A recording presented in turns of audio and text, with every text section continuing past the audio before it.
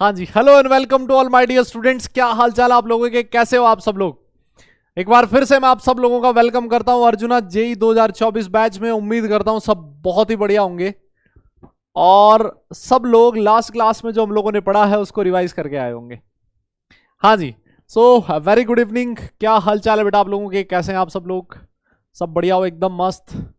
हाँ जी हाँ जी, आप लोगों की चैट मुझे नहीं दिखाई दे रही है भाई, ये चैट वाला कुछ पंगा चल रहा है आज।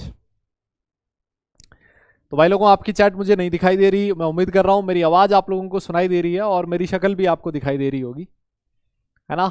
आज लेक्चर नंबर कौन सा है भाई, कौन सा है सर? लेक्चर नंबर 6 है आज। पीरियोडिक क्लासिफिकेशन ऑफ एलिमेंट्स, इसका लेक्चर नंबर 6 है।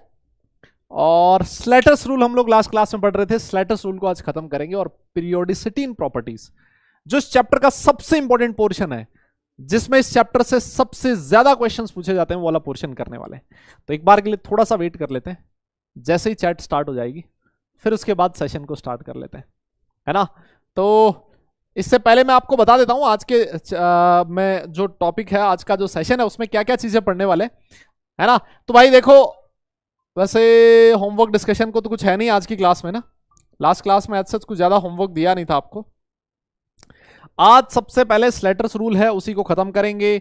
फिर ये वाली चीज देखो, पीरियोडिसिटी इन प्रॉपर्टीज, बहुत ही इंपॉर्टेंट। हाँ, कान खोल के सुन लो बे, पीरियोडिसिटी इन प्रॉपर्टीज बहुत इंपॉर्टेंट है। और कसम खा लियो, इस टॉपिक के साथ कोई धोखा नहीं करोगे, है ना। ये वाला पूरा टॉपिक ईमानदारी से पढ़ोगे, और कसम मेरी तो खाइयो मत, अपने हिसाब से देख लेना किसकी खानी है ना। लेकिन ये टॉपिक पूरी ईमानदारी से पढ़ना है, क्योंकि इस चैप्टर से जो क्वेश्चन पूछा जाता है वो इसी वाले पार्ट में से पूछा जाता है, पीरियोडिसिटी इन प्रॉपर्टीज। और बहुत सारी प्रॉपर्टीज में से एक प्रॉपर्टी होती है जिसका नाम है एटॉमिक रेडियस। इस एटॉमिक रेडियस को आज वाले सेशन में हम लोग पढ़ने की कोशिश करेंगे। देखते हैं कहां तक आज वाला सेशन में कवर हो पाता है।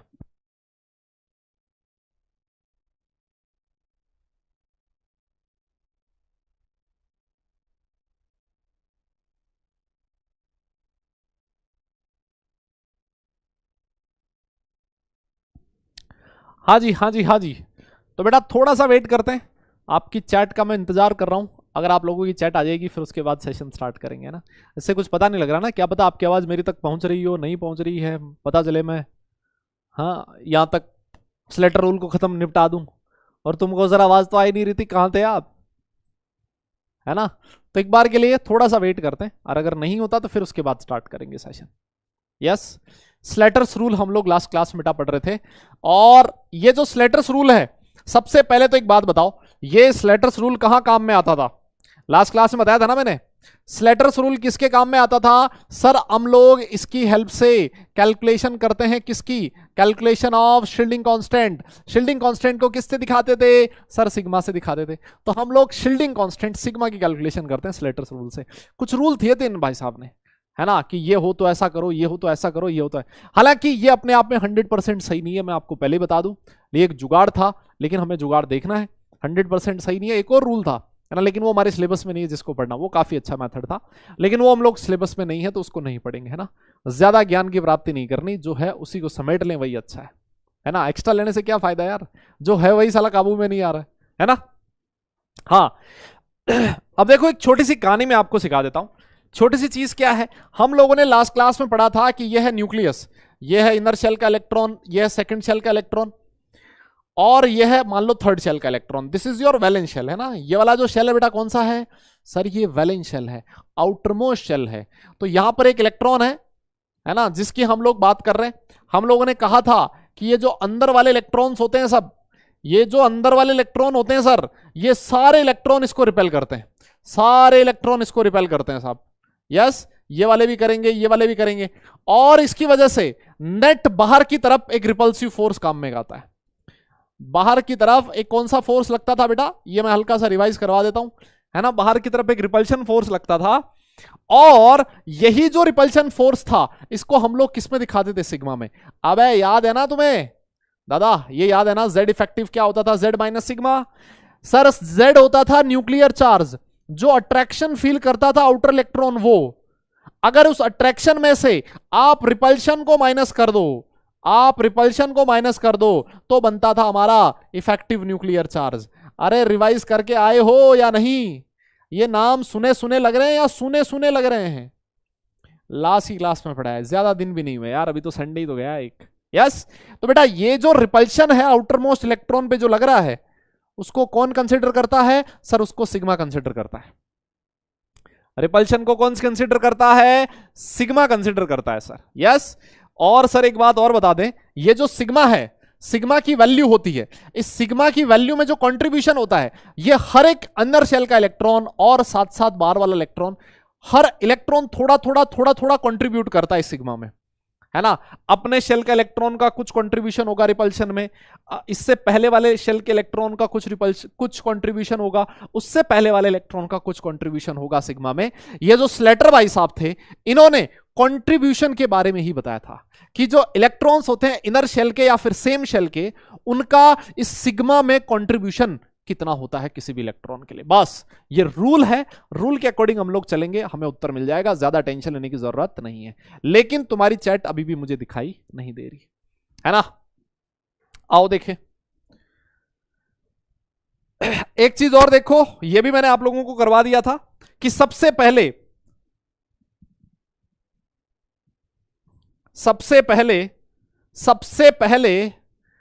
हमें क्या करना होता है? इलेक्ट्रॉनिक कॉन्फ़िगरेशन लिखना होता है किसी भी एटम के, और वो जो इलेक्ट्रॉनिक कॉन्फ़िगरेशन है उसको इस फॉर्म में कन्वर्ट करना है ना। ग्रुप्स बनाने हैं, 1s का अलग ग्रुप बनेगा, 2s 2p का अलग ग्रुप बनेगा, 3s 3p का अलग ग्रुप बनेगा, 3d का अलग ग्रुप बनेगा, 4s 4p का अलग ग्रुप बनेगा। ऐसे हमें अलग अलग ग्रुप्स बनाने हैं, है ना, क्योंकि सारा जो खेल है वो इन्हीं ग्रुप्स का है। पहले इलेक्ट्रॉनिक कॉन्फ़िगरेशन लिखो और उस इलेक्ट्रॉनिक कॉन्फ़िगरेशन को इस फॉर्म में कन्वर्ट कर दो, ठीक है। उसके बाद हम लोग आगे की कहानी देखने वाले हैं, कोई प्रॉब्लम नहीं होगी, ठीक है। अच्छा जी, अच्छा जी, चलो एक बार मैं देखता हूं, देखिए ऐप पे तुम्हें मुझे दिखाई दे रही है या फिर नहीं दे रही आप लोगों की चैट। ऐप पे देख लेते हैं, एक बार रुकियो जरा, एक बार रुकियो मेरे भाई।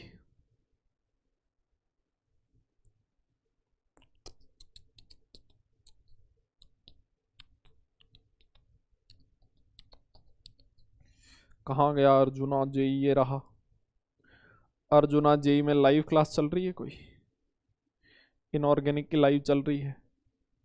हाँ चैट यहाँ तो आ रही है भाई, ठीक है ठीक है ठीक है ठीक है बेटा, तुम्हारी चैट मुझे वहां सामने तो नहीं दिख रही, लेकिन ऐप पे मैं देख पा रहा हूँ। क्लियर है क्या? क्लियर है क्या? एक बार फटाफट से थम्स अप कर दो अगर सब कुछ सही है तो, एक बार फटाफट से बेटा थम्स अप कर दो अगर सब कुछ सही है तो। मैं आप लोगों की चैट फोन में देख पा रहा हूँ। हाँ अगर सब कुछ सही है तो थम्स अप कर दो, फिर आगे चलते हैं, हम लोग पढ़ लेते हैं, है ना, हम लोग पढ़ लेते हैं, क्यों टाइम वेस्ट करें अपना, है ना। हाँ जी हाँ जी, यस यस यस, हाँ जी बेटा, good evening good evening good evening. ये देखो बहुत बढ़िया बहुत बढ़िया बहुत ही बढ़िया। हाँ हाँ हाँ हाँ हाँ, ठीक है ठीक है ठीक है ठीक है, हाँ समझ गया मैं, सब कुछ सही है, मतलब चल रहा है सब कुछ, है ना है ना है ना है ना। अच्छा सुनो सुनो, देखो अब इसमें ना, इसमें बहुत सारे 30 मार्क हैं, बताओ क्या कर रहे हैं। वो लिख रहे हैं सर नो चैट। अबे जब चैट नहीं आ रही तो तू मैसेज कैसे कर पा रहा है, है ना। हाँ थोड़ा बहुत दिक्कत तो है बेटा, हो जाएगा ये ठीक। अभी अगर जिसको पास नहीं भी आ रही है ना तो ठीक हो जाएगी। मैं भी मोबाइल में देख पाता हूँ आपकी चैट, मुझे भी स्क्रीन पे नहीं दिखाई दे रही है, ठीक है ना, कोई बात नहीं। All right all right all right, चलिए फिर हम लोग करते हैं स्टार्ट, हम लोग कर लेते हैं स्टार्ट सेशन को। आइए जनाब आइए, सबसे पहले हम लोग बात करेंगे सिग्मा की, जो कैलकुलेशन करने जा रहे हैं स्लेटर्स रूल्स के अकॉर्डिंग। सिग्मा की कैलकुलेशन कर रहे हैं सबसे पहले एस और पी इलेक्ट्रॉन के लिए। अगर आपका इलेक्ट्रॉन, जिस इलेक्ट्रॉन पे हमें सिग्मा निकालना है, अगर वो एस और पी सबशेल का है तो उसके लिए रूल्स क्या होंगे, है ना। और इसके लिए जो सबसे पहला रूल है, गोल्डन रूल है भाई, वो वाला गोल्डन रूल है। क्या लिखा है? लिखता है कि the electrons present on the right side of the group, electron present on the right side of the group made by the concerned electron have no contribution. क्या मतलब हुआ? क्या मतलब हुआ? सुनो मेरी बात को गौर से, क्या मतलब हुआ मेरी बात को गौर से सुनना। जैसे मान लो एक इलेक्ट्रॉनिक कॉन्फ़िगरेशन लिखा हुआ है 1s2 2s2 2p6 3s2 और 3p6, और इसके बाद आपने लिखा है 4s2, ठीक है। आप लोगों ने ग्रुप बना लिया, 1s का अलग, 2s 2p का अलग, 3s 3p का अलग। यस, अगर मैंने कहा कि ये जो 3s वाला इलेक्ट्रॉन है, ये जो 3p वाला इलेक्ट्रॉन है, इसके लिए सिग्मा की कैलकुलेशन करके बताओ। 3p इलेक्ट्रॉन के लिए आपको सिग्मा निकालना है, मतलब that is your concerned electron लिखा है ना। कंसर्न्ड इलेक्ट्रॉन का मतलब क्या हो गया, जिस इलेक्ट्रॉन पे हमें सिग्मा फाइंड करना होता है वही हमारा कंसर्न्ड इलेक्ट्रॉन होता है। हाँ ना बोलना पड़ेगा, यस। अच्छा सर ये हमारा कंसर्न्ड इलेक्ट्रॉन है, तो इस कंसर्न्ड इलेक्ट्रॉन के जो राइट साइड में जो ग्रुप आता है, कंसर्न्ड इलेक्ट्रॉन के राइट साइड में जो ग्रुप आता है उसका सिग्मा में कोई कंट्रीब्यूशन नहीं होता। खत्म कर दो पहली चीज। लॉजिकल बात है यार, रिपल्शन हम लोग सेम शेल वाले इलेक्ट्रॉन या फिर अंदर वाले शेल वाले इलेक्ट्रॉन का कंसीडर करते हैं, बाहर वाले शेल का रिपल्शन कंसीडर नहीं होता, ठीक है ना। तो जब भी सिग्मा की कैलकुलेशन करो, आपने जो ग्रुप बनाया है उस ग्रुप में जो आपका कंसर्न्ड इलेक्ट्रॉन है उसके राइट साइड में अगर कोई भी ग्रुप आ रहा है तो उसका सिग्मा में कोई रोल नहीं होगा। यह बात अगर तुम्हें समझ में आ गई है तो मैं चाहता हूं कि एक बार तुम थम्स अप करो, है ना। मैं चाहता हूं अगर ये बात समझ में आ गई तो थम्स अप करो, फिर हम लोग आगे चलते हैं। यस फिर हम लोग आगे चलते हैं। अगर ये चीज तुम्हें समझ में आ गई है तो जल्दी बोलना पड़ेगा भाई, दादा बोलना पड़ेगा आपको। इसके बाद वाला जो भी ग्रुप आएगा, इसके बाद वाला इस 3p के इधर जो भी ग्रुप आए, इसके इधर जो भी ग्रुप आए उसका किसी का भी कंट्रीब्यूशन सिग्मा में नहीं होगा, जीरो कंट्रीब्यूशन होगा। समझ गए क्या ए भाई, समझ गए क्या? Yes yes yes yes yes, very good, बहुत बढ़िया बहुत बढ़िया बहुत बढ़िया, वेरी गुड बेटा, बहुत बढ़िया बहुत बढ़िया। हाँ यस यस यस, ठीक है ठीक है ठीक है, वेरी गुड, बहुत बढ़िया, वेरी गुड, ठीक है जी। अब आगे चलो। अब देखो ये अगला वाला इसने एक एग्जांपल दिया है, ये है रूल का हमारा गोल्डन पॉइंट। तो ये है जबरदस्त वाली चीज, तो ये है एकदम मक्खन, एकदम जबरदस्त चीज जो हमें ध्यान में रखनी है। लिखता है कि सिग्मा की कैलकुलेशन जब आप किसी इलेक्ट्रॉन पे करते हो तो सेम शेल वाले जो इलेक्ट्रॉन होते हैं उनका सिग्मा में कंट्रीब्यूशन 0.35 होता है। जो उसी शेल के इलेक्ट्रॉन होते हैं ना, उसी शेल के सेम शेल वाले इलेक्ट्रॉन, उनका सिग्मा में कंट्रीब्यूशन कितना होता है बेटा? 0.35। जो n-1 शेल, जो एक शेल पहले वाले इलेक्ट्रॉन्स होते हैं, उनका सिग्मा में कंट्रीब्यूशन होता है 0.85। और जो n-2 शेल वाले इलेक्ट्रॉन्स होते हैं उनका सिग्मा में कंट्रीब्यूशन होता है 1। n-2 और उसके अंदर वाले जितने भी होंगे, है ना, जैसे मान लो जो सेम शेल के इलेक्ट्रॉन्स हैं उनका सिग्मा में कंट्रीब्यूशन 0.35। एक शेल पहले वालों का कंट्रीब्यूशन, एक शेल पहले वालों का कंट्रीब्यूशन कितना? 0.85। और उसके बाद जितने भी अंदर वाले इलेक्ट्रॉन्स होंगे उन सब का कंट्रीब्यूशन कितना? उन सब का कंट्रीब्यूशन कितना होगा बेटा? 1 होगा। क्या मेरी बात आपको समझ में आई? यस यस यस, क्या मेरी बात आपको समझ में आई? बेटा ये रूल है। अब कोई बच्चा ये बोलेगा सर ये कहां से आया? बेटा देखो कहां से आया इट डजंट मैटर, ये उस भाई साहब ने रूल दिया है तो हमें वो रूल अकॉर्डिंग करना पड़ेगा। यस हाँ हाँ हाँ हाँ हाँ, ठीक है बेटा, ठीक है ठीक है ठीक है ठीक है ना। अब मैं एक एग्जांपल देता हूं, ठीक है। अब क्योंकि मुझे सामने आपकी चैट नहीं दिखाई दे रही है बेटा, तो मुझे फोन में ही देखना पड़ेगा। आपकी भावनाएं जो है ना, उनको मुझे चैट में ही समझना पड़ेगा, ठीक है। ऑल राइट, चलो देखो एक एग्जांपल देते हैं। यही वाला जो एग्जांपल अभी थोड़ी देर पहले मैंने लिखा था, ये वाला एग्जांपल ले लेते हैं। ये किसका एग्जांपल है? ये कितने इलेक्ट्रॉन है? देखो 2 2 4 और 6 10, 10 और 8 18 और 2 20, है ना। ये कैल्शियम का एग्जांपल है बेटा। कैल्शियम है जिसका एटॉमिक नंबर 20 है। यस कैल्शियम है, इसका एटॉमिक नंबर 20 है। आपने इसका इलेक्ट्रॉनिक कॉन्फ़िगरेशन लिखा। सारी दुनिया जानती है कि इसका इलेक्ट्रॉनिक कॉन्फ़िगरेशन क्या होता है। 1s2 2s2 2p6 3s2 3p6 और 4s2, ठीक है। यही होता है इलेक्ट्रॉनिक कॉन्फ़िगरेशन। सबसे पहला काम क्या करना है? ग्रुप बनाना है। 1s का अलग ग्रुप बनेगा, 2s 2p का अलग ग्रुप बनेगा, 3s 3p का अलग ग्रुप बनेगा और 4s का अलग ग्रुप बनेगा, ठीक है। मैंने आपसे कहा, मैंने आपसे कैलकुलेट करवाया, calculate sigma for 4s electron. आपसे क्वेश्चन पूछा गया है कि 4s इलेक्ट्रॉन के लिए सिग्मा की वैल्यू कैलकुलेट करो। मतलब इन दो में से जो एक इलेक्ट्रॉन है उस पे सिग्मा निकालना है। मेरी बात समझ में आई आपको भाई? इन दो में से जो एक इलेक्ट्रॉन है उस पे सिग्मा निकालना है। सर कैसे निकालें? देखो भाई, दो में से एक तो है अपना कंसर्न्ड इलेक्ट्रॉन, तो इस पे जो एक और बच गया, 4s में 2 इलेक्ट्रॉन है ना, उसमें से एक पे हमें काम करना है। और जो दूसरा इलेक्ट्रॉन बच गया वो होगा सेम शेल का इलेक्ट्रॉन, वो कौन सा होगा, सेम शेल का इलेक्ट्रॉन, और उसका बेटा सिग्मा में कंट्रीब्यूशन कितना होगा, 0.35। यस, तो एक इलेक्ट्रॉन ऐसा होगा जो सेम शेल का है, उसका सिग्मा में कंट्रीब्यूशन कितना है, 0.35। यस, बहुत बढ़िया सर। और देखो जो उससे पहले वाले शेल के इलेक्ट्रॉन है, उससे पहले वाले शेल के कितने इलेक्ट्रॉन है, देखो सर इससे पहले वाला शेल कौन सा है, ये फोर्थ शेल का इलेक्ट्रॉन है, इससे पहले थर्ड शेल के टोटल इलेक्ट्रॉन कितने हैं, 2 + 6 8 इलेक्ट्रॉन है सर। सर जो पहले वाले शेल के इलेक्ट्रॉन्स होते हैं उनका कंट्रीब्यूशन 0.85 होता है, उनका कंट्रीब्यूशन कितना होता है, 0.85। ये जो 8 इलेक्ट्रॉन है बेटा, इनका कंट्रीब्यूशन कितना होगा, 0.85 होगा। बोलना पड़ेगा, समझ में आ रही है क्या मेरी बात। और उसके भी जो अंदर वाले इलेक्ट्रॉन्स हैं n-2 एंड लेस, है ना, यहां पर ये भी लिख लेना, n-2 और उससे पहले वाले भी, उन सब का कंट्रीब्यूशन 1 होगा। तो देखो इसके बाद ये जो इलेक्ट्रॉन बच गए सारे के सारे, इनका कंट्रीब्यूशन कितना होगा, सिग्मा में 1 होगा।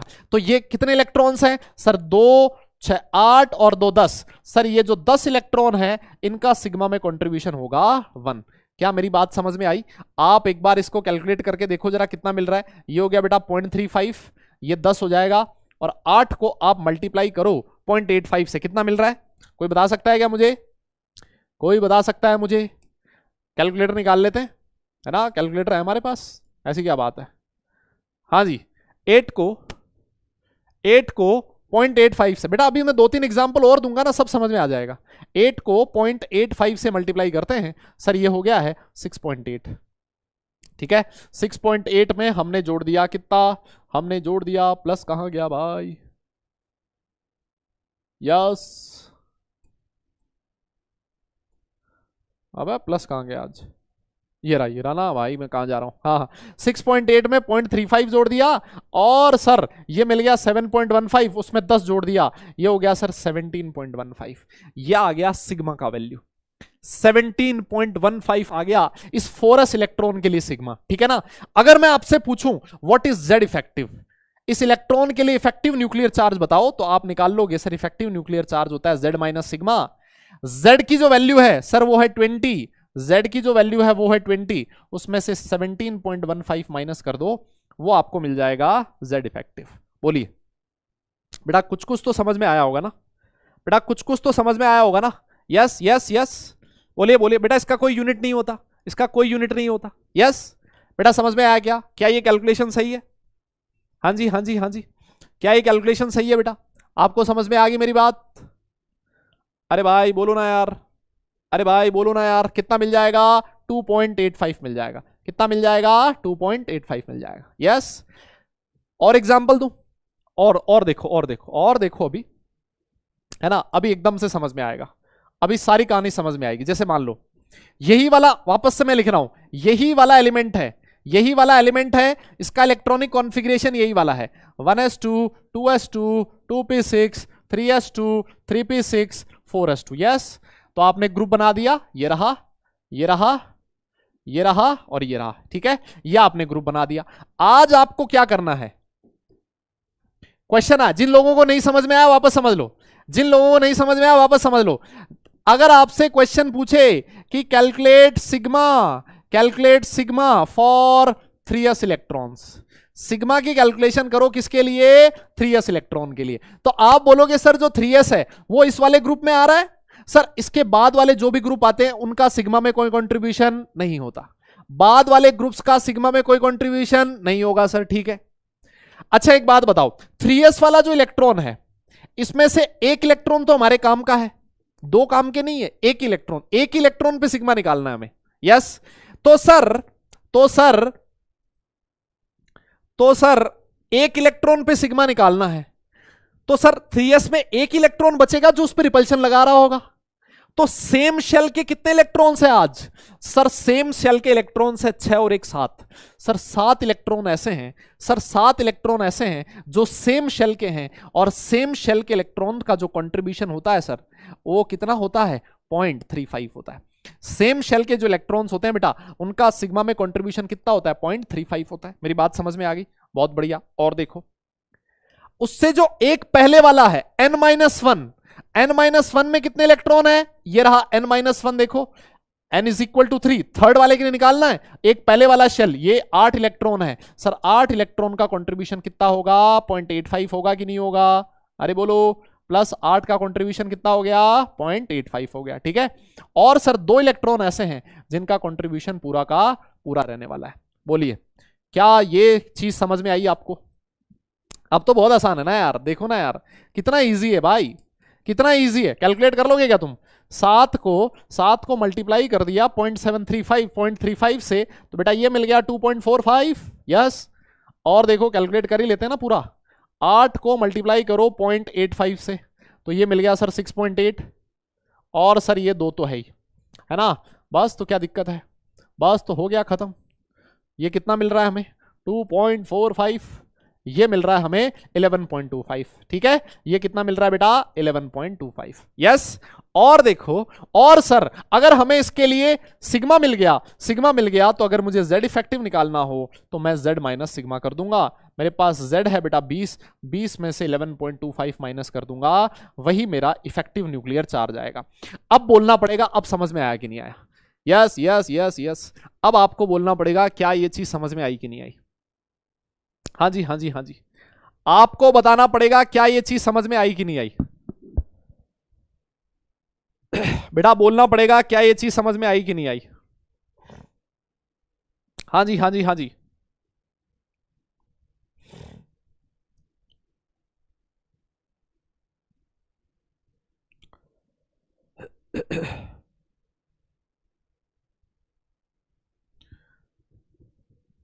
क्लियर है क्लियर है क्लियर है, पक्का पक्का पक्का। ये तो बहुत आसान है ना यार, आ गया ना समझ में, आ गया ना।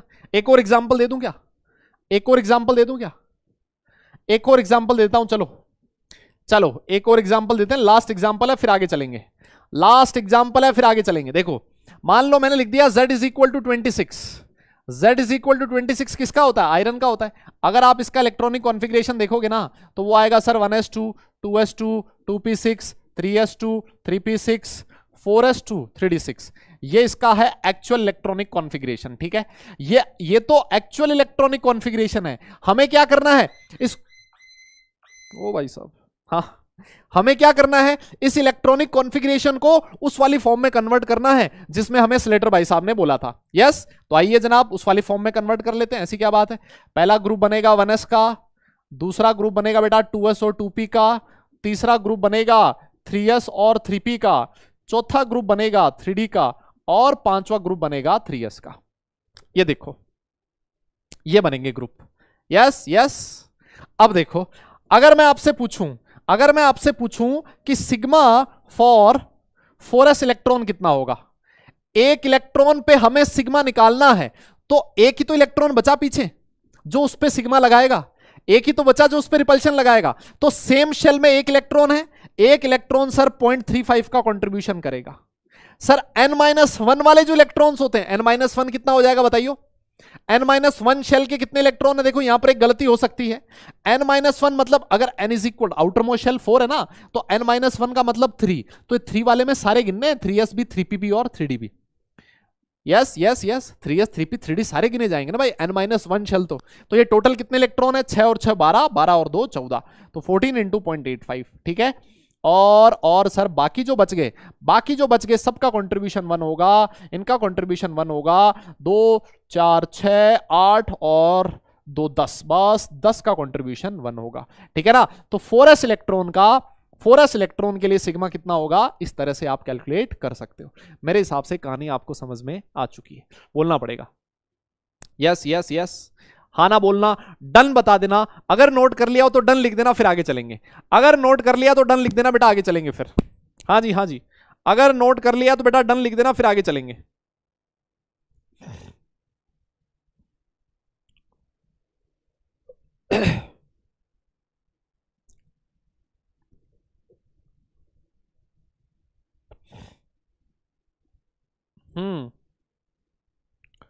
हो गया, डन डन डन डन।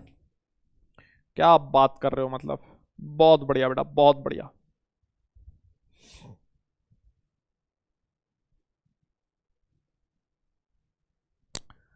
बहुत बढ़िया, वेरी गुड। अब हम लोग आगे चलते हैं। अगर आपका इलेक्ट्रॉन प्रेजेंट, ये तो हमने बात करी इलेक्ट्रॉन एस या फिर पी सबशेल में प्रेजेंट है। अगर मान लो आपका इलेक्ट्रॉन प्रेजेंट है डी या फिर एफ सबशेल में, इलेक्ट्रॉन कहां प्रेजेंट है? डी या फिर एफ सबशेल में प्रेजेंट है। बहुत आसान, ये तो और भी आसान है। अगर डी या फिर एफ शेल में प्रेजेंट है तो इसका मतलब यही है जो जिस इलेक्ट्रॉन की हम लोग बात कर रहे हैं उसके राइट साइड में अगर कोई ग्रुप आ रहा है तो उसका सिग्मा में कंट्रीब्यूशन अंडा है ना। राइट साइड में अगर कोई ग्रुप आ रहा है तो उसका सिग्मा में कंट्रीब्यूशन कितना होगा सर? 0 होगा। ठीक है, अगर सेम शेल का इलेक्ट्रॉन है, the electron present in the same group, यहां पर सेम शेल की बात नहीं हो रही है, ध्यान रखना, यहां पर बात हो रही है सेम ग्रुप। अगर जो सेम ग्रुप का इलेक्ट्रॉन है तो बेटा उसका कंट्रीब्यूशन होगा 0.35। सेम ग्रुप का अगर इलेक्ट्रॉन है तो उसका कंट्रीब्यूशन होगा 0.35। और अगर मैं बाकी सारे इलेक्ट्रॉन की बात करूं तो बाकी सारे इलेक्ट्रॉन का कंट्रीब्यूशन होगा 1। बाकी जितने भी इलेक्ट्रॉन्स है बेटा, बाकी सारे इलेक्ट्रॉन का कंट्रीब्यूशन कितना होगा? 1 होगा। यह बात आपको समझनी पड़ेगी, ये बात आपको समझनी पड़ेगी बेटा। कैलकुलेटर थोड़ी ना आएगा। हाँ कैलकुलेटर हटा दिया मैंने, हटा दिया। ये करना खुद से कैलकुलेशन, एग्जाम में कैलकुलेशन देखो, कैलकुलेशन बढ़ाने का, कैलकुलेशन फास्ट बनाने का ये तरीका होता है कि जब भी कोई कैलकुलेशन आए ना तुम्हारे सामने खुद से सॉल्व किया करो। मैं तो यहां पर कैलकुलेटर से कर रहा हूं क्योंकि मुझे जेई का एग्जाम थोड़ी ना दिया है ना, मुझे जेई का एग्जाम थोड़ी ना देना है, वो तो तुम्हें देना है। यस, हाँ आओ फिर आओ भैया, एक क्वेश्चन करते हैं बहुत जोरदार वाला, एक क्वेश्चन करते हैं बहुत बढ़िया वाला। एक ही क्वेश्चन से सारी कहानी तुम्हें समझा दूंगा मैं, सब समझ में आ जाएगा। आओ, अभी हम लोग बात कर रहे थे ना उसकी Z इज इक्वल टू 26 की, आयरन की हम लोग बात कर रहे थे है ना, आयरन की हम लोग बात कर रहे थे। इसका जो बेटा एक्चुअल कॉन्फ़िगरेशन होता है वो हम लोग लिखते हैं 1s2 2s2 2p6 3s2 3p6 4s2 3d10। This is your actual configuration. लेकिन हमें इसको अपने वाले स्लेटर वाले फॉर्मूले में सेट करना है। स्लेटर ने बोला ग्रुप बनाओ, ले लो ग्रुप बना लेते हैं 3s का 3p के साथ, 3p के बाद 3d का ग्रुप बनेगा और सबसे लास्ट में 4s का ग्रुप बनेगा। बोलो, बात समझ में आ गई? यही बनेगा group. Very good very good very good. अच्छा जी, अब देखो, मैंने आपसे कहा बेटा, मैंने आपसे कहा कि सबसे पहले सिग्मा कैलकुलेट करो 3d इलेक्ट्रॉन के लिए। किसके लिए? 3d इलेक्ट्रॉन के लिए। जो 3d में इलेक्ट्रॉन है उस पे सिग्मा निकालना है। अगर 3d के लिए सिग्मा निकालना है तो सर 4s वाले इलेक्ट्रॉन का कंट्रीब्यूशन 0 होगा। मानते हो भाई लोगों? जो 4s वाले इलेक्ट्रॉन है उनका कंट्रीब्यूशन 0 होगा क्योंकि तो राइट साइड में आ रहा है। राइट साइड में जो भी आएगा उसका कंट्रीब्यूशन 0 होगा भाई, 0 होगा। Yes yes yes, okay. अब देखो 3d में 6 इलेक्ट्रॉन है, उसमें से बेटा एक इलेक्ट्रॉन पे सिग्मा निकालना है। यस, तो पीछे कितने बचे सर? 5 ही बचे। एक पे तो निकालना है ना, तो 5 ही तो उस पे सिग्मा लगा रहे होंगे। यस, तो ये जो 5 इलेक्ट्रॉन है, देखो यहां पर लिखा है, जो सेम ग्रुप के इलेक्ट्रॉन्स होते हैं उनका सिग्मा में कंट्रीब्यूशन कितना होता है? 0.35। क्या कह रहा हूं मैं? यहां पर लिखा है ना, जो सेम ग्रुप के एलिमेंट्स होते हैं उनका कंट्रीब्यूशन कितना होता है? 0.35। तो ग्रुप की मतलब इसकी बात हो रही है। सेम ग्रुप में कितने इलेक्ट्रॉन है सर? 5 ही है। तो 5 का सिग्मा में कंट्रीब्यूशन कितना हो गया? 5 × 0.35। बोलिए यस। और सर बाकी जितने भी इलेक्ट्रॉन बच जाते हैं सबका कंट्रीब्यूशन 1 होता है। तो ये जितने भी इलेक्ट्रॉन बच गए बेटा, ये जितने भी इलेक्ट्रॉन बच गए इन सब का कंट्रीब्यूशन कितना होगा? 1 होगा। तो बताओ 1 वाले कितने हैं सर? 1 वाले देखो 2 6 8 8 2 10 12 और 6 18। सर 18 का कंट्रीब्यूशन कितना होगा? 1 होगा। बोलिए, बोलो बोलो बोलो बोलो। हाँ जी, अरे समझ में आया क्या मेरी बात? क्या यहां से सिग्मा निकल गया? बोल ही नहीं रहा कोई। यस यस यस यस, अरे हो गया ना भाई। कितना हो रहा है ये? 5 × 0.35, ये हो गया जनाब 1.75 और इसमें जोड़ दो 18। सर ये हो जाएगा 19.75। सर इसके लिए सिग्मा कितना निकल गया? 19.75 बस। और अगर आपको Z इफेक्टिव निकालना है, अगर आपको Z इफेक्टिव निकालना है तो उसको आप कर दो Z माइनस सिग्मा। Z हमारे पास 26 माइनस 19.75। खत्म, बस खत्म, बस। बोलो क्या परेशानी है इसमें? कोई दिक्कत है क्या? 6.25, हाँ मतलब 6.25 आ जाएगा, क्या प्रॉब्लम है? अरे बोलो ना यार, कैलकुलेशन आसान है कि नहीं है? अरे तुम खुद बता दो ना यार, कैलकुलेशन आसान है कि नहीं है? यस, अगर मान लो अगर मान लो मैं आपसे सिग्मा पूछता, क्या हुआ लास्ट वाला नहीं लिखा था क्या? लो लो लिख लो भाई, 2 लाइन ना लिखते ना तुम लोग ऐसे हड़बड़ाने लगते हो ना, क्लास के बाद में लिख लिया करो ना, क्या दिक्कत है? अगर 2 लाइन नहीं लिख पाए तो क्लास के बाद में लिख लिया करो। मैंने आपसे कहा था ना लास्ट क्लास में, बड़े बनो बड़े, हाँ बड़े, थोड़ा रिस्पॉन्सिबल बनने की कोशिश करो भाई, बच्चों वाली आदत छोड़ो। चलो नोट कर लो कोई बात नहीं, हाँ हाँ नोट कर लो कोई बात नहीं, कर लो नोट कर लो, हाँ जी नोट कीजिए, नोट कीजिए बेटा। 4 क्वेश्चन तो करवा चुका हूं एक ही तरीके के, है ना, 4 क्वेश्चन सेम तरीके करवा दिए, फिर भी कह रहे हैं सर रिपीट कर दो, कर रिपीट कर दो।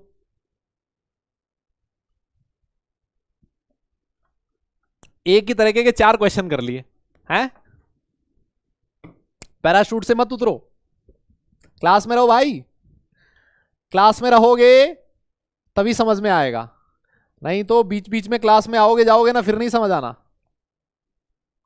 Yes yes yes, done done done, अब तो नोट कर लिया भाई, अब तो कर लिया, मुझे पता है अब नहीं चलेगा ऐसा।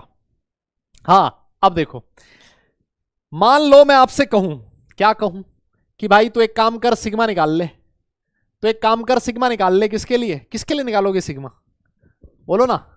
फोरस वाले के लिए मैंने निकलवा दिया, किसके लिए निकालोगे? अच्छा चलो सिग्मा निकाल लो 2s इलेक्ट्रॉन के लिए, यस सिग्मा निकाल लेते हैं हम लोग किसके लिए, 2s इलेक्ट्रॉन के लिए। बेटा किसके लिए निकाल लेते हैं, 2s इलेक्ट्रॉन के लिए, यस। अच्छा जी, सिग्मा 2s इलेक्ट्रॉन के लिए, तो देखो 2s और 2p इस ग्रुप में आ रहे हैं ना, इसके बाद वाले जितने भी हैं इन सब का कंट्रीब्यूशन कितना होगा, 0। 3s 3p 3d 4s इन सब का कंट्रीब्यूशन 0। सेम शेल के जो कंट्रीब्यूशन होते हैं, सेम शेल वालों का कंट्रीब्यूशन कितना होता है, 0.35। तो एक इलेक्ट्रॉन पे 2s के एक इलेक्ट्रॉन पे हमें निकालना है, तो बाकी कितने बचे, 6 और 1 7, तो बेटा 7 का कंट्रीब्यूशन हो जाएगा 0.35, ठीक है। और जो ये अंदर वाला इलेक्ट्रॉन है -1, उसका कंट्रीब्यूशन हो जाएगा 0.85, खत्म। अपना जिस इलेक्ट्रॉन पे सिग्मा निकालना था वो 2s इलेक्ट्रॉन था, तो 2s पे तो वो रूल लगेगा s और p वाला, और d वाला तो और आसान होता है मेरे हिसाब से, d वाला आसान है, यस अरे बोलो ना यार, d वाला ज्यादा आसान है ना, क्योंकि जो d है उसमें तो सिर्फ और सिर्फ यही ध्यान रखना होता है सेम कितना है ना, सेम ग्रुप में कितने हैं और बाकी जो बच गए वो कितने हैं, बाकी सबका 1, सेम ग्रुप वाले का 0.35, खत्म। बोलो बोलो बोलो बोलो, अरे भाई ये क्वेश्चन ही तो है, कोई कह रहा सर क्वेश्चन करवा दो, ये क्या है, ये क्या है भाई, ये क्या है, यही है क्वेश्चन, यही क्वेश्चन पूछा जाता है ऐसे। ये क्या था, ये भी क्वेश्चन था, ये क्या था, ये भी क्वेश्चन था, और ये क्या था, ये भी क्वेश्चन था, ठीक है, और ये भी क्वेश्चन है, इसी तरह का क्वेश्चन आता है भाई, हाँ यही क्वेश्चन आता है, यही क्वेश्चन आता है मतलब, ठीक है जी, ठीक है ठीक है, हाँ हाँ हाँ हाँ हाँ।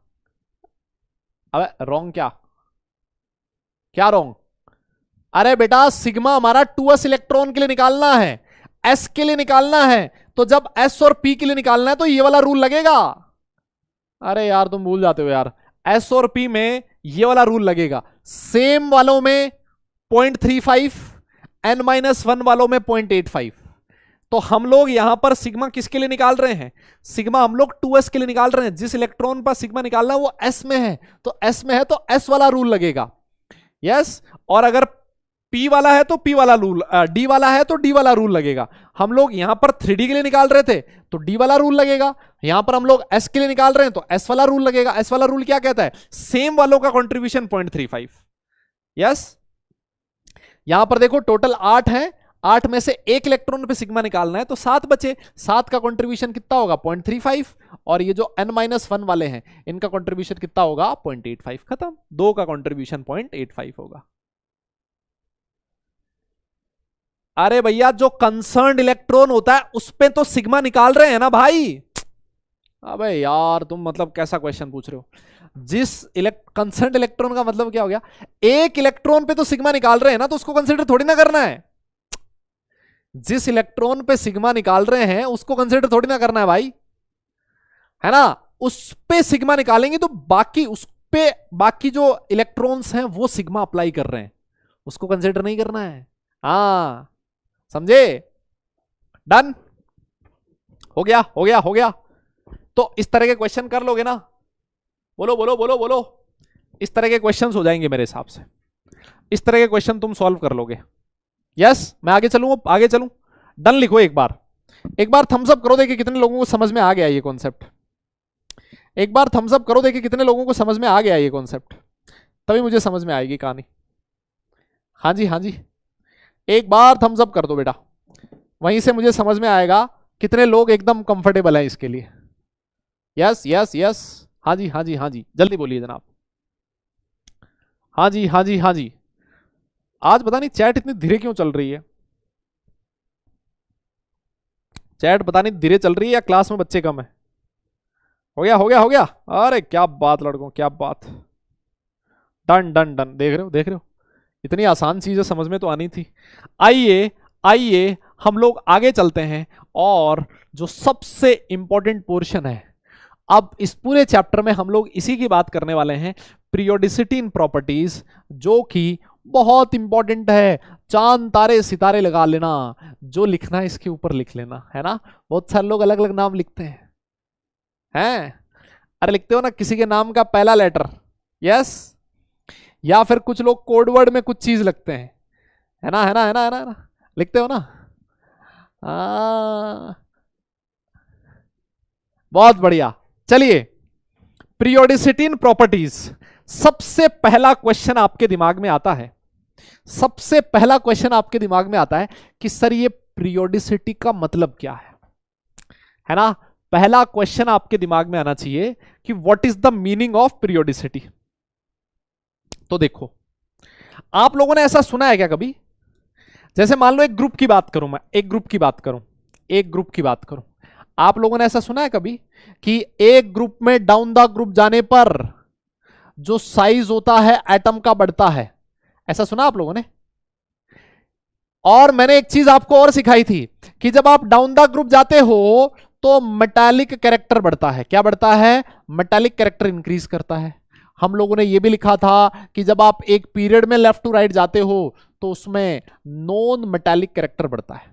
यस, यही लिखा था। तो अगर एटॉमिक नंबर के साथ प्रॉपर्टीज इंक्रीज या फिर डिक्रीज कर रही हूं, अगर एटॉमिक नंबर के साथ आपकी प्रॉपर्टीज इंक्रीज या फिर डिक्रीज कर रही हैं, तो इसको बोला जाता है पीरियोडिसिटी इन प्रॉपर्टीज। प्रॉपर्टीज का इंक्रीज या फिर डिक्रीज होना with atomic number is known as periodicity. तो हम लोग बात करेंगे जैसे कि ग्रुप में डाउन द ग्रुप जाने पर साइज बढ़ता है, डाउन द ग्रुप जाने पर आयनाइजेशन एंथैल्पी कम होता है, डाउन द ग्रुप जाने पर मेटालिक कैरेक्टर बढ़ता है, लेफ्ट टू राइट जाने पर साइज कम होता है, लेफ्ट टू राइट जाने पर नॉन मेटालिक कैरेक्टर बढ़ता है। इसका मतलब ये प्रॉपर्टीज हैं जो एटॉमिक नंबर के साथ वेरी कर रही हैं, एटॉमिक नंबर के साथ इंक्रीज या फिर डिक्रीज कर रही हैं। ऐसी प्रॉपर्टीज को बोला जाता है, इस फिनोमेना को बोला जाता है पीरियोडिसिटी। यस, इसको क्या बोला जाता है बेटा? पीरियोडिसिटी। आप इसकी डेफिनेशन लिख लो फटाफट से। यस यस यस, आप इसकी डेफिनेशन लिख लो फटाफट से। लिखता है अ रेगुलर इंक्रीज और डिक्रीज इन फिजिकल और chemical properties of element with the change in atomic number is known as periodicity. Yes, जो चीज मैंने बोली है एज इट इज वही लिखी है। नोट कर लो तो डन लिख देना, फिर हम लोग आगे चलते हैं। यस यस बेटा, नोट कर लो, फिर हम लोग आगे चलेंगे। यस, हाँ बेटा, चैट में कुछ ना कुछ तो दिक्कत आ रही है। आप लोगों की चैट मैं सिर्फ मोबाइल पे देख पा रहा हूं, है ना। आप लोगों की चैट मेरे पास सिर्फ मोबाइल में आ रही है, बाकी और कहीं चैट नहीं आ रही। नोट कर लो। और भाई लोगों, मैं आपको फिर बोल रहा हूं, मैं आपसे फिर कहता हूं, हर क्लास में दादा रिवाइज करके आओ, हर क्लास में रिवाइज करके आओ, क्योंकि ये कॉन्सेप्ट इतने एक दूसरे से ज्यादा रिलेटेड है। अगर आप किसी क्लास में रिवाइज नहीं करके आओगे तो आपको नहीं समझ में आएगा, है ना। फिर आप ब्लेम करोगे किसी टीचर के ऊपर, है ना, जो कि सबसे ज्यादा गलत है ना। हर क्लास में रिवाइज करके आओ अच्छे से, नेक्स्ट क्लास में सब कुछ समझ में आएगा, इस बात की गारंटी मेरी, है ना। कुछ क्वेश्चंस आपको होमवर्क देते हैं, वो होमवर्क भी आप लोग सॉल्व करके आओ, ठीक है। और तो और अब से आपको डीपीपीज के सॉल्यूशन भी मैं देने वाला हूं, है ना। आप लोगों के लिए ना सब कुछ हाजिर है भाई, तुम लोगों के लिए जान भी हाजिर है। नहीं सर, ज्यादा बोल दिया ये तो। चलो ठीक है, थोड़ा कम कर लो। हाँ, आप लोगों के लिए तो डीपीपी भी हाजिर है, ठीक है ना। तो अब आपकी जो डीपीपीज में अच्छे क्वेश्चंस होंगे, है ना, जो मुझे लगेगा कि यार ये वाला क्वेश्चन अच्छा है, इसमें बच्चा अटक सकता है, उसका सॉल्यूशन भी आपको मिलने वाला है नेक्स्ट क्लास से, ठीक है ना। तो नेक्स्ट क्लास से आपको डीपीपीज के सॉल्यूशन मिलने स्टार्ट हो जाएंगे। थैंक यू बाद में बोल देना, है ना, थैंक यू बाद में बोल देना तुम। हाँ वाह सर, अब तो मजा आ गया। हम सर पहले डीपीपी सॉल्व नहीं करते थे सर, अब तो बिल्कुल भी नहीं करेंगे। यस, अब तो बिल्कुल भी नहीं करेंगे, है ना। बहुत बढ़िया। तो अब देखो हम लोग क्या करने वाले हैं ना, हम लोग क्या करने वाले हैं ना, हम लोग प्रॉपर्टीज के बारे में पढ़ने वाले हैं। सर कौन कौन सी प्रॉपर्टीज पढ़ेंगे, तो मैं आपको बता देता हूं बेटा। सबसे पहले हम लोग पढ़ेंगे फिजिकल प्रॉपर्टीज, है ना। तो आप हेडिंग लिखो इसमें, periodicity, periodicity in physical properties, ठीक है। आपको हेडिंग क्या लिखना है, periodicity in physical properties. Yes, physical properties कैसे इंक्रीज या फिर डिक्रीज करती हैं एटॉमिक नंबर के साथ, वो हम लोग पढ़ने वाले हैं, पीरियोडिसिटी इन फिजिकल प्रॉपर्टीज, ठीक है। अब आप बोलोगे सर कौन कौन सी फिजिकल प्रॉपर्टीज पढ़ेंगे, मैं आपके सामने लिख देता हूं। जो मेन फिजिकल प्रॉपर्टीज हम लोग पढ़ने वाले हैं वो है बेटा एक एटॉमिक रेडियस, ठीक है। एक और पढ़ेंगे जिसका नाम है आयनाइजेशन एंथैल्पी, ठीक है। एक और पढ़ेंगे जिसका नाम है आयनाइजेशन एंथैल्पी, एक और आयनाइजेशन एंथैल्पी या फिर पोटेंशियल भी लिखा होता है कई जगह। एक और पढ़ेंगे बेटा जिसका नाम है इलेक्ट्रॉन गेन एंथैल्पी। क्या नाम है, इलेक्ट्रॉन गेन एंथैल्पी। ये मेरे साथ साथ लिख सकते हो तुम चाहो तो, है ना, इसको अलग से लिखने का टाइम दूंगा नहीं मैं। और सबसे लास्ट में एक और प्रॉपर्टी जो हम लोग पढ़ने वाले हैं, इसका नाम है बंधु इलेक्ट्रोनेगेटिविटी, ठीक है ना। इसको शॉर्ट में बोला जाता है ईएन, इलेक्ट्रोनेगेटिविटी। ये चार मेन फिजिकल प्रॉपर्टीज के बारे में हम लोग पढ़ना चाहें, ठीक है ना। इन चार मेन फिजिकल प्रॉपर्टीज के बारे में पढ़ना है। कुछ केमिकल प्रॉपर्टीज होंगी उसके बारे में भी हम लोग पढ़ेंगे, ठीक है। हाँ, अब देखो इलेक्ट्रॉन गेन एंथैल्पी को कई जगह इलेक्ट्रॉन एफिनिटी भी लिखा होता है ना, ये देख लेंगे हम लोग, है ना। तो ये दोनों एक ही साथ पढ़ेंगे, कुछ अलग अलग नहीं है ये, है ना। ये कैसे एक दूसरे से जुड़ी हुई हैं ये हम लोग जब पढ़ेंगे तब बात करेंगे, है ना। लेकिन कोई ये ना कह दे सर मुझे तो कहीं पर इलेक्ट्रॉन एफिनिटी भी लिखा हुआ था, आपने तो वो छोड़ दिया, पैसे तो मैंने पूरे दिए थे, आपने वो मिस कैसे कर दी। कुछ मिस नहीं किया भाई, उसको भी पढ़ेंगे, वो भी आएगा, ठीक है ना, वो इसी का पार्ट होगा। यस, हाँ जी, हाँ जी, हाँ जी, नोट किया, नोट किया आप लोगों ने। Yes yes yes, chat freeze हो गया है, कुछ लोग लिख रहे हैं, कुछ लोग लिख रहे हैं कि चैट फ्रीज हो गया सर। कोई बात नहीं, कोई बात नहीं, आगे चले ना बेटा, नोट कर लिया ना ये, ठीक है जी, आगे चलते हैं। ठीक है ठीक है ठीक है, ओके ओके, आगे चलते हैं जनाब। सबसे पहले हम लोग बात करेंगे एटॉमिक रेडियस की। और आज का जो पूरा सेशन है और जो कल वाला भी थोड़ा बहुत सेशन है, उसमें हम लोग सिर्फ और सिर्फ एटॉमिक रेडियस के बारे में ही पढ़ने वाले हैं, ठीक है ना। एटॉमिक रेडियस के काफी सारे क्वेश्चंस हम लोग करने वाले हैं, एटॉमिक रेडियस के कॉन्सेप्ट्स भी समझने वाले हैं क्या होती है। तो सबसे पहला क्वेश्चन आपके दिमाग में आएगा, सबसे पहला क्वेश्चन आपके दिमाग में आएगा कि सर एटॉमिक रेडियस होती क्या है। तो देखो एक बहुत ही आसान सी चीज है, बहुत ही आसान चीज है। सबका ध्यान स्क्रीन पे होना चाहिए भाई लोगों, दादा सबका ध्यान स्क्रीन पर, जो भी इधर उधर देख रहा है अब थोड़ा अटेंटिव हो जाए, बहुत इंपॉर्टेंट चीज पढ़ने वाले हैं। स्लेटर्स रूल पे डायरेक्ट भले ही जेईई में क्वेश्चन ना पूछा जाता हो, इस पे पूछा जाता है ना, तो ये बहुत इंपॉर्टेंट है। दादा स्क्रीन पे देखो सब लोग इधर उधर, है ना, कहीं पे मुंह नहीं फाड़ना इधर उधर। यस, हाँ जी। तो आइए देखो, ये है आपका न्यूक्लियस, ठीक है ना, और मैं मान लेता हूं यह है आपका outermost shell. Yes, outermost shell बोल देता हूं या फिर वैलेंस शेल बोल देता हूं, एक ही तो बात है।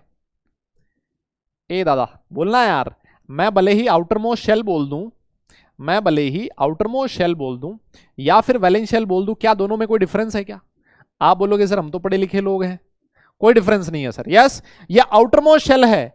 और एक चीज देखो, इस सेंटर से, इस न्यूक्लियस के सेंटर से ये जो आउटरमोस्ट शेल के बीच की डिस्टेंस है, इस न्यूक्लियस के सेंटर से आउटरमोस्ट शेल के बीच की जो डिस्टेंस है, this is known as atomic radius. इसी को क्या बोला जाता है, this is known as atomic radius. Yes, तो इसकी डेफिनेशन अगर आप लिखना चाहो तो बड़े ही प्यार से, बढ़िया बढ़िया अक्षरों में आप चाहो तो मेरे साथ लिख सकते हो कि atomic radius is the difference, is the distance, atomic radius is the distance, is the distance of outermost shell, distance of outermost shell. हाँ जी, मेरे साथ साथ लिख लो भाई, distance of outermost shell from the center of nucleus, from the center of nucleus, from the center of nucleus for an isolated atom, for an isolated atom, for an isolated atom. Yes yes yes. अब बात ही आती है, sir आपने तो एक अलग सी चीज लिख दी सर, ये नाम क्या है, आइसोलेटेड एटम क्या होता है? अच्छा, आइसोलेटेड का मतलब समझते हो क्या? हैं जी, हैं जी भाई लोगों, आइसोलेटेड का मतलब समझते हो क्या? Yes yes yes yes yes. What is the meaning of isolated? अबे आइसोलेशन का मतलब तो समझा होगा ना तुमने अभी, आइसोलेशन का तो बहुत कम पढ़ा भाई। आइसोलेशन मतलब अकेला। सर अकेले से तो बहुत डर लगता है सर, कोई बात नहीं, लेकिन जीवन में जो कुछ अच्छा कर पाया ना वो अकेला रह के ही कर पाया है ना? क्योंकि जब भीड़ भाड़ होती है ना आसपास, तो इंसान खुद की नहीं सुनता, बाहर वाले लोगों से इन्फ्लुएंस होने लगता है, वो अपना 100% एफर्ट नहीं देता है। तो अगर आपको कुछ लाइफ में बहुत अच्छा करना है तो खुद को आइसोलेट करना पड़ेगा। हम कहते हैं ना, आइसोलेट कर ले भाई खुद को। आइसोलेट मतलब अकेला कर ले, दुनियादारी से मोह छोड़ दे। तो आइसोलेटेड एटम का मतलब है अकेला एटम। यस, फ्री एटम है, सिंगल है सर, सिंगल है सर। अब बढ़िया वर्ड मिला है सर, सिंगल है वो। सर हमारी तरह है सर, वो हमारी भी किस्मत ऐसी है सर, हम भी आइसोलेटेड ही हैं सर। और हमने ब्रांच भी सर इंजीनियरिंग ले लिया सर, हम जेई सेक्शन में आ गए सर। यहां तो आइसोलेटेड रहने की पॉसिबिलिटी और ज्यादा बढ़ जाती है सर, क्योंकि सर यहां भयंकर कंपटीशन है, और हमारी शक्ल तो आपको पता ही है ना? तो ठीक है, ये मजाक की बात है। यस, हाँ जी। आइसोलेटेड का मतलब होता है बेटा अकेला एटम, है ना? अकेले एटम का एक अकेला एटम लो और यहां सेंटर ऑफ न्यूक्लियस से आउटर मोस्ट जो इलेक्ट्रॉन है उसके बीच की डिस्टेंस निकाल दो, आउटर मोस्ट शेल के बीच की डिस्टेंस निकाल लो, उसी को बोला जाएगा आइसोलेटेड एटम। अब दिक्कत ये आती है कि आइसोलेटेड एटम एग्जिस्ट नहीं करते। जो आइसोलेटेड एटम होते हैं एग्जिस्ट नहीं करते। आप लोगों ने एक चीज तो पढ़ी होगी, ऑक्टेट रूल। आप लोगों ने पढ़ा होगा केमिकल बॉन्ड, अगर नहीं पढ़ा तो हम लोग आगे वाले चैप्टर में पढ़ेंगे। हर एक जो एटम होता है वो कोशिश में रहता है कि वो किसी दूसरे एटम के साथ बॉन्ड बना ले, और बॉन्ड बनाते ही वो स्टेबल हो जाता है ना? तो आपको आइसोलेटेड एटम नहीं मिलेंगे। आप अगर एटमॉस्फेयर में ऑक्सीजन का अकेला एटम ढूंढोगे ना, नहीं मिलेगा आपको। ऑक्सीजन O2 की फॉर्म में मिलेगा। अगर आप हाइड्रोजन का एटम ढूंढोगे ना अकेले, तो आपको अकेला एटम नहीं मिलेगा, हाइड्रोजन का मॉलिक्यूल मिलेगा H2। अगर आप नाइट्रोजन का अकेला एटम ढूंढोगे वो आपको नहीं मिलेगा, वो हमेशा कंबाइंड फॉर्म में मिलता है, N2 की फॉर्म में मिलता है, मॉलिक्यूल की फॉर्म में मिलता है। तो सर दिक्कत ये है कि हमें आइसोलेटेड एटम मिलना पॉसिबल नहीं है, एक्सेप्ट फॉर नोबल गैसेस, है ना? नोबल गैसेस जो होती हैं वो, उनमें से कुछ नोबल गैसेस ऐसी होती हैं जो आइसोलेटेड एग्जिस्ट करती हैं, है ना? वो अकेली एग्जिस्ट करती हैं, वो बोलती है मैं अपना भला खुद कर लूंगी, है ना? मुझे किसी की जरूरत नहीं है ना? तो अगर आप नोबल गैसेस को छोड़ दो तो बाकी जो एलिमेंट्स होते हैं वो हमेशा बॉन्डिंग फॉर्म में एग्जिस्ट करते हैं। इसी वजह से जब आपको आइसोलेटेड एटम नहीं मिलेगा, जब आपको आइसोलेटेड एटम नहीं मिलेगा, नोबल गैसेस को छोड़ दो ना, नोबल गैसेस तो गिनी चुनी है ना? मैक्सिमम जो एलिमेंट्स हैं वो आइसोलेटेड नहीं एग्जिस्ट करते। इसी वजह से ऐसा बोला जाता है कि एग्जैक्ट वैल्यू, कि sir exact value of atomic radius can not be calculated,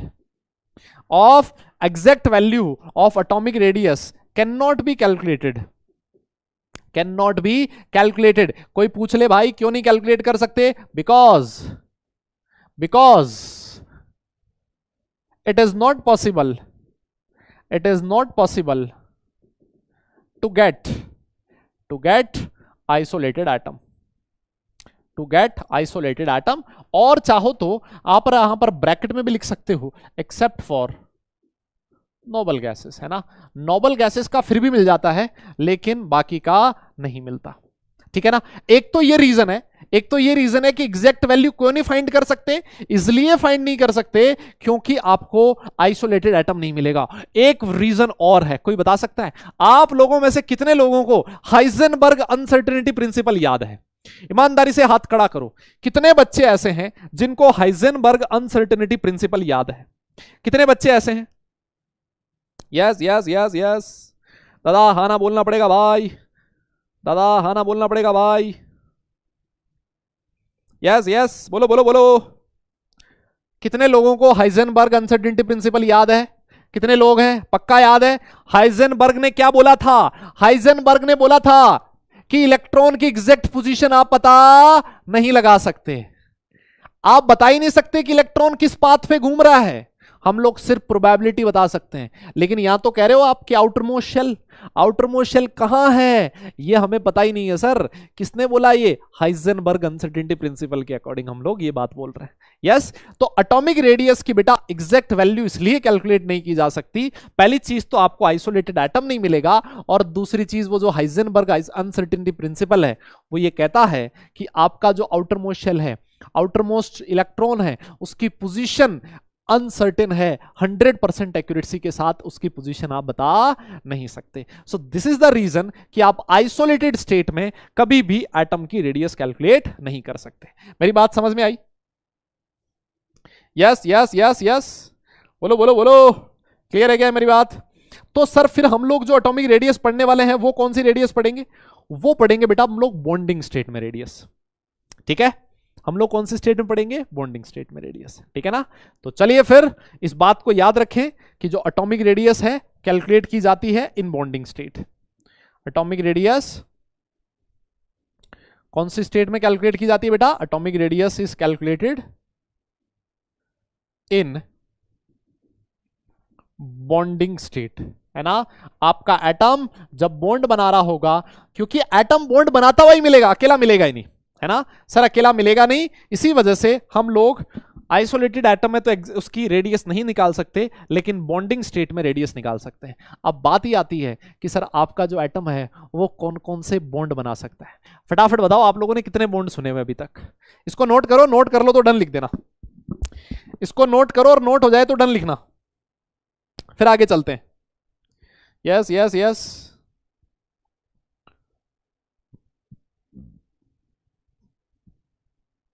हाँ जी हाँ जी, नोट हो जाए तो डन लिखियो भाई। 2 ही पढ़े हैं तुम लोगों ने, है ना? अच्छा, कुछ लोग कह रहे हैं सर 3 भी पढ़े हैं, कोई बात नहीं, अभी पढ़ेंगे हम लोग, अभी मैं बताऊंगा कौन कौन से होते हैं। अभी हम लोग बात करेंगे भाई, अभी हम लोग बात करेंगे। यस यस यस, हाँ जी डन लिखो, नोट किया, नोट कर लिया ना? तो सर हम लोग कौन कौन सी एटॉमिक रेडियस के बारे में पढ़ने वाले हैं मैं आपको फटाफट से बता देता हूं बेटा। हम लोग जो एटॉमिक रेडियस के बारे में पढ़ेंगे वो 4 तरह की एटॉमिक रेडियस है जिसके बारे में पढ़ेंगे। सबसे पहले आएगा कोवेलेंट रेडियस। सबसे पहले कौन सी रेडियस? Covalent radius. फिर मैं आपको पढ़ाऊंगा मेटालिक रेडियस। ठीक है, किसके बारे में पढ़ेंगे बेटा? मेटालिक रेडियस के बारे में। ठीक है, फिर उसके बाद हम लोग पढ़ेंगे सर आयोनिक रेडियस के बारे में। ठीक है जी, और फिर उसके बाद सर हम लोग पढ़ेंगे वैंडरवॉल रेडियस। कौन सी? Van der Waals radius. ठीक है, ये 4 तरह की रेडियस है सर जो हम लोग पढ़ने वाले हैं सर, जो हम लोग पढ़ने वाले हैं सर। इसमें से ना सर, इसमें से कुछ नाम तो हमने सुने हुए हैं। जब आपका कोई एटम कोवेलेंट बॉन्ड बनाएगा तो उसके लिए कोवेलेंट रेडियस डिफाइन होगी। जब आपका एटम मेटालिक बॉन्ड बनाएगा तो उसके लिए मेटालिक रेडियस डिफाइन होगी। और अगर कोई आयोनिक बॉन्ड बनाता है तो उसके लिए आयोनिक रेडियस डिफाइन होगी। और अगर कहीं पर वैंडरवॉल फोर्सेस प्रेजेंट हैं तो वहां पर वैंडरवॉल रेडियस डिफाइन होगी। ये वाली जो रेडियस है, वैंडरवॉल नाम आपने पहली बार सुना होगा। इसको हम लोग स्टेट्स ऑफ मैटर में पढ़ेंगे, या फिर केमिकल बॉन्डिंग में अगर मेरा मन किया तो मैं पढ़ा दूंगा, है ना? वैसे ये स्टेट्स ऑफ मैटर का टॉपिक है। अब है बनाना बॉन्ड। कुछ लोगों ने कहीं से सुन के आ गए बनाना बॉन्ड। अरे भैया, बनाना बॉन्ड अभी नहीं पढ़ेंगे, बनाना बॉन्ड आगे की चीज है ना? इस चैप्टर का बनाना बॉन्ड से कोई लेना देना नहीं है। बनाना बॉन्ड अपने आप में कोई अलग से बॉन्ड नहीं होता है, वो एक स्पेशल टाइप ऑफ बॉन्ड है। बॉन्डिंग यही होती है, अगर कोवेलेंट बॉन्ड बन रहा है तो कोवेलेंट रेडियस, मेटालिक बॉन्ड बन रहा है तो मेटालिक रेडियस, आयोनिक बॉन्ड बन रहा है तो आयोनिक रेडियस, और अगर वैंडरवॉल फोर्सेज है तो वैंडरवॉल रेडियस। ठीक है, yes yes yes yes yes yes, बहुत बढ़िया बहुत बढ़िया बहुत बढ़िया।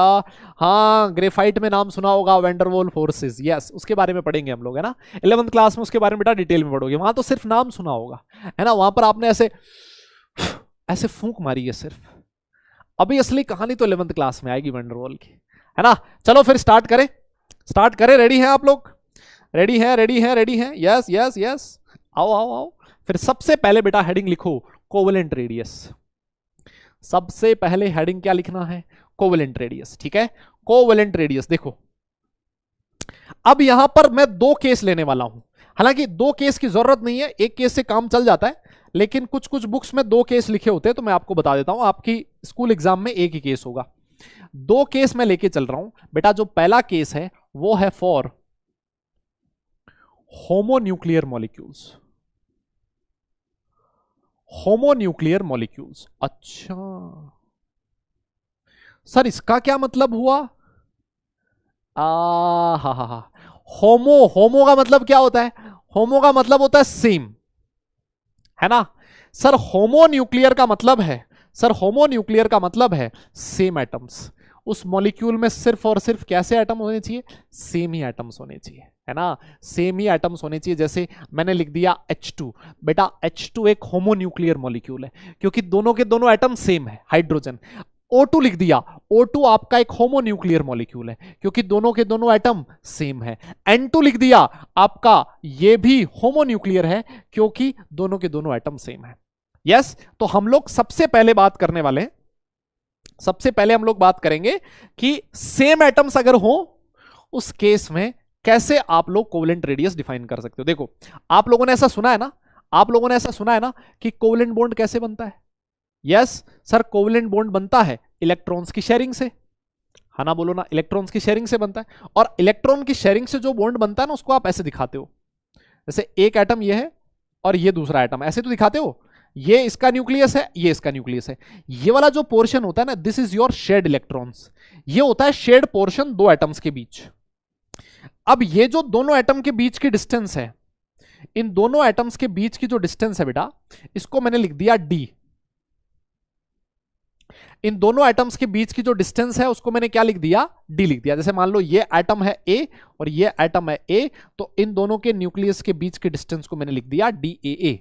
यस, और इस DAA को क्या कह सकते हो आप? इसके दो नाम है, एक आप कह सकते हो इंटरन्यूक्लियर एक्सिस, इंटरन्यूक्लियर डिस्टेंस। क्या कह सकते हो बेटा? इंटरन्यूक्लियर डिस्टेंस मतलब दो न्यूक्लियस के बीच की डिस्टेंस, या फिर अरे मेरे भाई इसको आप बॉन्ड लेंथ भी कह सकते हो, आगे जाके पढ़ोगे।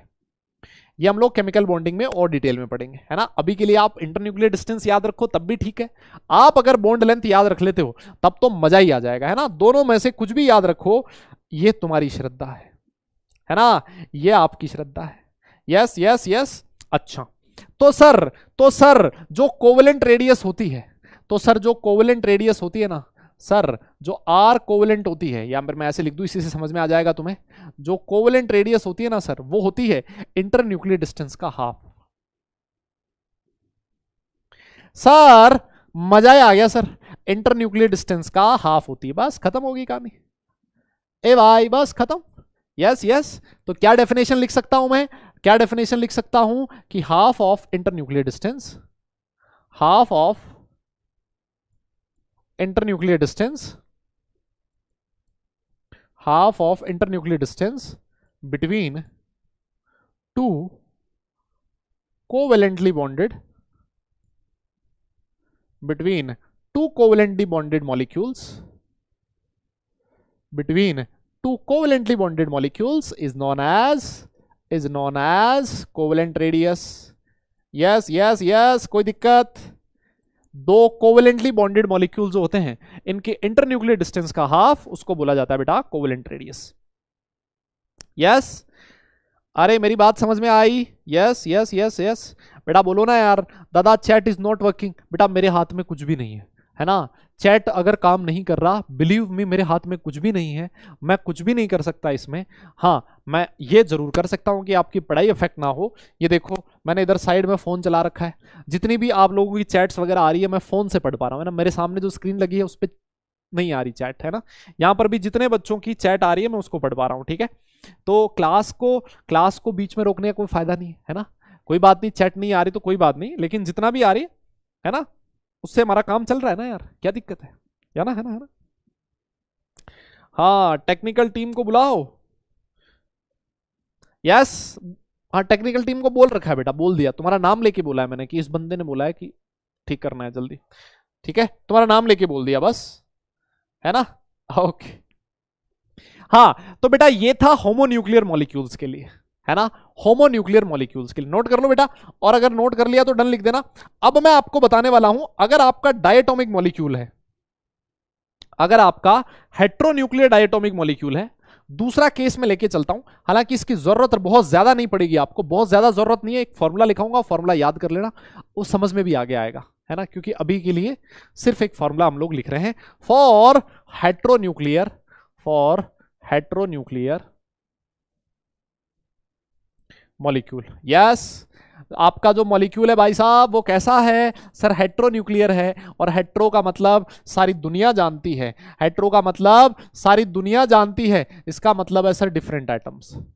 इसका क्या मतलब है सर, डिफरेंट एटम्स। जैसे अगर मान लो ऐसा लिखा है HCl, दोनों एक हाइड्रोजन एक क्लोरीन, एक लिख दिया HF, एक लिख दिया CO2, ये सारे के सारे कैसे हैं, हेट्रोन्यूक्लियर है सर। कैसे कैसे हैं, हेट्रोन्यूक्लियर है सर। यस बेटा ये कैसे हैं, हेट्रोन्यूक्लियर है। ऑलराइट, तो अब अगर मान लो, मैं मान लेता हूं दो एटम है,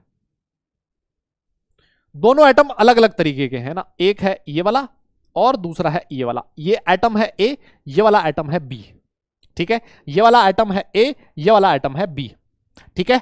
और देखो इसका न्यूक्लियस ये रहा, इसका न्यूक्लियस ये रहा, बेटा इन दोनों के न्यूक्लियस के बीच की जो डिस्टेंस है उसको मैंने लिख दिया DAB। ये क्या है बेटा, इंटरन्यूक्लियर डिस्टेंस है। यस, या फिर आप इसको बॉन्ड लेंथ भी कह सकते हो, इसको आप क्या कह सकते हो, इंटरन्यूक्लियर डिस्टेंस या फिर बॉन्ड लेंथ। ठीक है ठीक है ठीक है ठीक है ठीक है।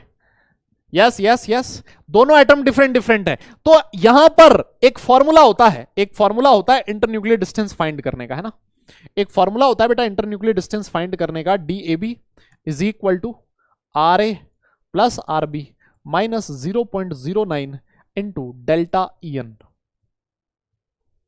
ये एक फॉर्मूला होता है, और ये जो डिस्टेंस आएगा ये आएगा बेटा एंगस्ट्रॉम में। ये किस में लिखना है हमें, एंगस्ट्रॉम में। जो सारी वैल्यूज लिखी होती है इसमें, ये एंगस्ट्रॉम में लिखी होती है।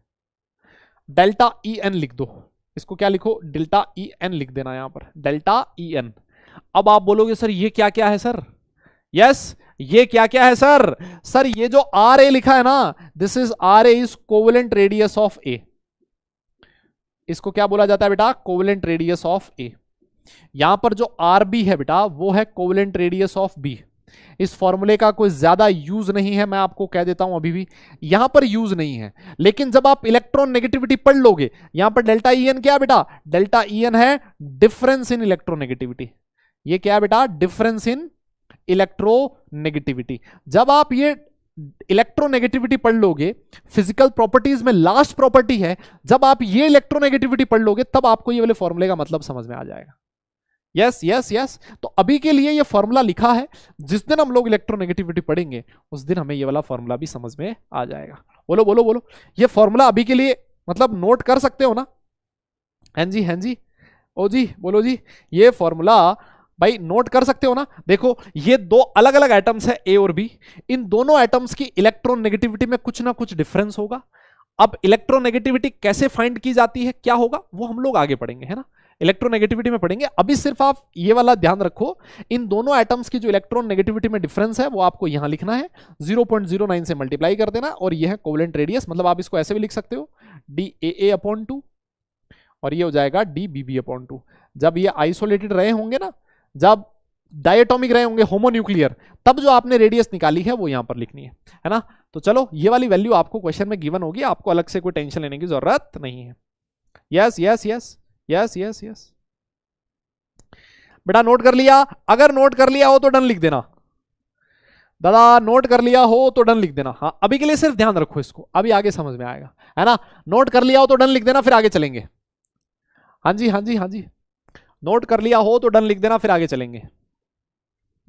हाँ यस यस यस यस, पर क्यों पढ़ रहे हैं बेटा, क्योंकि हमें नंबर चाहिए, है ना। हमने क्या ना अपना ये इसलिए पढ़ रहे हैं क्योंकि हमने अपना सर ओखली में दे दिया है, हमें जेई में जाना है, जेई की प्रिपरेशन कर रहे हैं हम लोग, हमें अच्छे IIT में जाना है, अच्छे NIT में जाना है, इसलिए पढ़ रहे हैं हम लोग, है ना। ये सारी चीज हम लोग इसलिए पढ़ रहे हैं।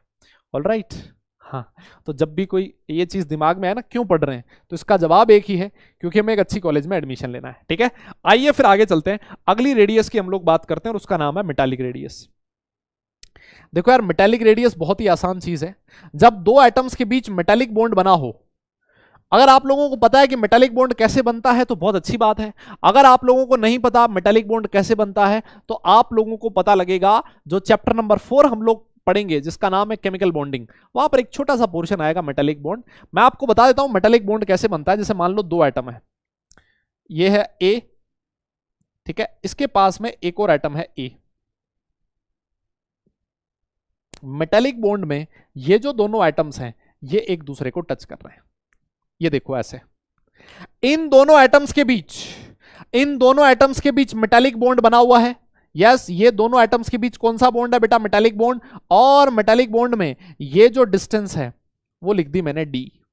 तो जो आर मेटालिक होता है, मेटालिक रेडियस, वो हो जाएगी d/2।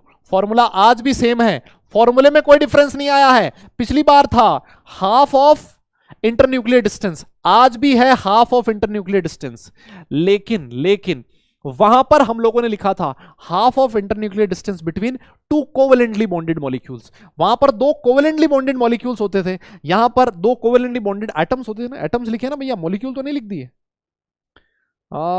अरे भैया, कोवेलेंटली बॉन्डेड एटम्स लिखने थे ना, यहां देखो मॉलिक्यूल लिख दिया। देखो देखो देखो, अभी मुझे याद आया कहां गलती करी थी, देख रहे हो। हाँ, between two covalently bonded atoms लिखना है ना भाई। अरे इसको चेंज करना भाई, इसको चेंज करना, ये दोनों कोवेलेंटली बॉन्डेड एटम है ना यार। The half of internuclear distance between two covalently bonded atoms. Yes yes, ये छोटा सा नोट कर लियो, ये छोटा सा चेंज कर लेना दादा, हाँ गड़बड़ हो जाएगी वरना, है ना। तो यहां पर देखो डेफिनेशन आपके सामने लिखी है, half of the internuclear distance between two adjacent metal ions in the metallic lattice, है ना। अभी ये मेटालिक लैटिस क्या, छोड़ो इसको, है ना। लैटिस का मतलब होता है एटम्स का अरेंजमेंट, ठीक है। एक मेटल है, उसमें दो एटम है, ये एक दूसरे के पास पास रखे हुए हैं, दो एटम है एक दूसरे के पास पास रखे हुए हैं, इन दोनों के बीच एक मेटालिक बॉन्ड बन रहा है, इन दोनों के इंटरन्यूक्लियर डिस्टेंस का हाफ कर दो, आपको मिल जाएगी मेटालिक रेडियस। तो मेरा क्वेश्चन आपसे यह है कि कोवेलेंट रेडियस का मैग्नीट्यूड ज्यादा होता है या फिर मेटालिक रेडियस का मैग्नीट्यूड ज्यादा होता है, कौन बताएगा। कोवेलेंट रेडियस का मैग्नीट्यूड ज्यादा है या फिर मेटालिक रेडियस का मैग्नीट्यूड ज्यादा है, जल्दी बताओ। यस यस यस यस बेटा, डी है internuclear distance. What is D, D is internuclear distance, बताओ। डी इंटरन्यूक्लियर डिस्टेंस है। किसका मैग्नीट्यूड ज्यादा है भैया, किसका ज्यादा है। अरे भाई, ये तो अगर मैं अनपढ़ आदमी को भी पूछूं ना, वो भी बता देगा, है ना। 5वीं क्लास का बच्चा बता देगा, वो बोलेगा सर देखो, कोवेलेंट में दो एटम एक दूसरे के अंदर घुस जाते हैं, तो ये डिस्टेंस कम हुई कि नहीं हुई। अरे भैया, एक दूसरे के अंदर घुस गए, और यहां पर दो एटम एक दूसरे से सर दूर दूर हैं, ये देखो इस तरह से अंदर नहीं घुस रहे, तो ये वाली डिस्टेंस तो ज्यादा है ना भाई। सर ये वाली डिस्टेंस ज्यादा है, तो सर मेटालिक रेडियस का जो मैग्नीट्यूड होता है सर, वो कोवेलेंट रेडियस से ज्यादा होता है, ज्यादा होता है सर, ज्यादा होता है। कैसी बात कर रहे हो आप। यस यस भाई, हाँ ना बोलना पड़ेगा भाई, नोट कर लो इसको, और अगर नोट हो जाए तो डन लिख दो, फिर आगे चलते हैं।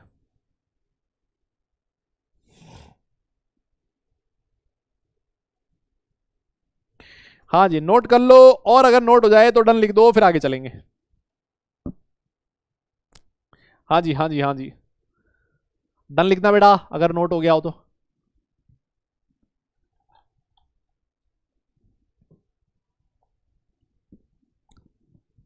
ठीक है, हो गया हो गया हो गया, ये तो बहुत 2 लाइन लिखी थी, इसमें तो कुछ ज्यादा लिखा हुआ भी नहीं था, इतना क्या ही नोट कर रहे हो तुम। अब इसके बाद हम लोग बात करते हैं वैंडरवॉल रेडियस। अब इसके बाद हम लोग बात करते हैं किसकी, वैंडरवॉल रेडियस। देखियो देखियो देखियो, गौर से सुनना, सारा कान वान के पर्दे खोल लियो, सारा ध्यान स्क्रीन पे रखियो, और ये अगर तुम्हें समझ में आ गई तो सब समझ में आ गया, सब समझ में आ जाएगा। देखो क्या लिखता है ना, सुनियो सुनियो सुनियो। आपके पास दो आइसोलेटेड एटम्स है, आपके पास दो आइसोलेटेड एटम है, मतलब ऑब्वियस सी बात है ये नोबल गैस ही हो सकती है है ना। ये दो आइसोलेटेड एटम है, ऑब्वियस सी बात है ये क्या हो सकते हैं, नोबल गैसेज हो सकती हैं। तो नोबल गैसेज में ये जो दो आइसोलेटेड एटम्स हैं, इनके जो सेंटर के बीच की डिस्टेंस है उसका हाफ कर दो। ये दोनों बेटा कैसे हैं सर, ये दोनों आइसोलेटेड एटम्स हैं, इनके इंटरन्यूक्लियर डिस्टेंस का जो हाफ है उसको मैं बोल सकता हूं क्या, इसको मैं बोल सकता हूं वेंडरवॉल, आर वेंडरवॉल। ये हो जाएगी d/2। ये इसकी एक डेफिनेशन है। ये दोनों एटम कैसे हैं, आइसोलेटेड एटम्स हैं और साथ साथ सॉलिड स्टेट में है ना, आइसोलेटेड एटम्स हैं और साथ साथ सॉलिड स्टेट में।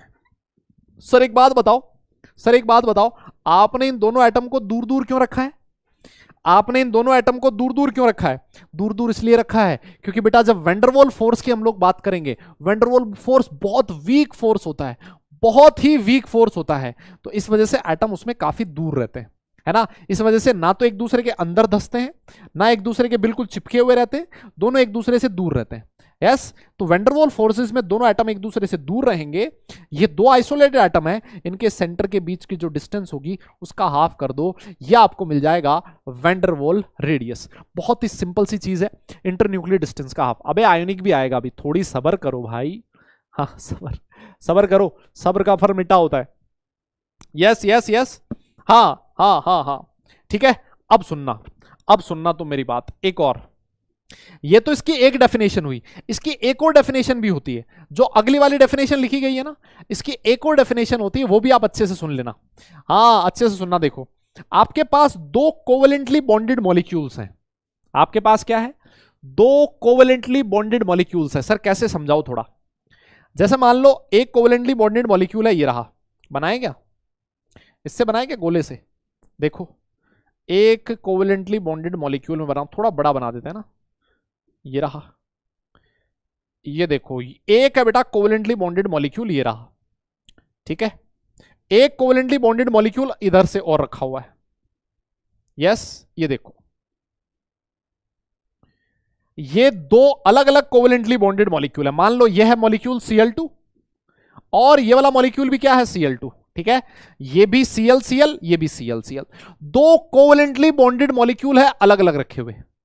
यस, अब सुनना, अब सुनना, कहानी स्टार्ट यहीं से होती है, कहानी स्टार्ट यहीं से होती है। हुआ क्या, ये कोवेलेंटली बॉन्डेड मॉलिक्यूल में जो पास पास वाले दो एटम्स है ना, एडजेसेंट एटम्स, ये देख रहे हो, ये Cl का एटम, ये वाला Cl का एटम, इसका न्यूक्लियस ये रहा, इसका न्यूक्लियस ये रहा। यस, ये जो पास पास वाले एटम है, इन दोनों एटम के न्यूक्लियस के बीच के डिस्टेंस अगर मैं d कह दूं, तो जो वेंडरवॉल रेडियस होगा, जो वेंडरवॉल रेडियस होगा दैट इज d/2। खत्म, बस बस बस बस, ये रहा।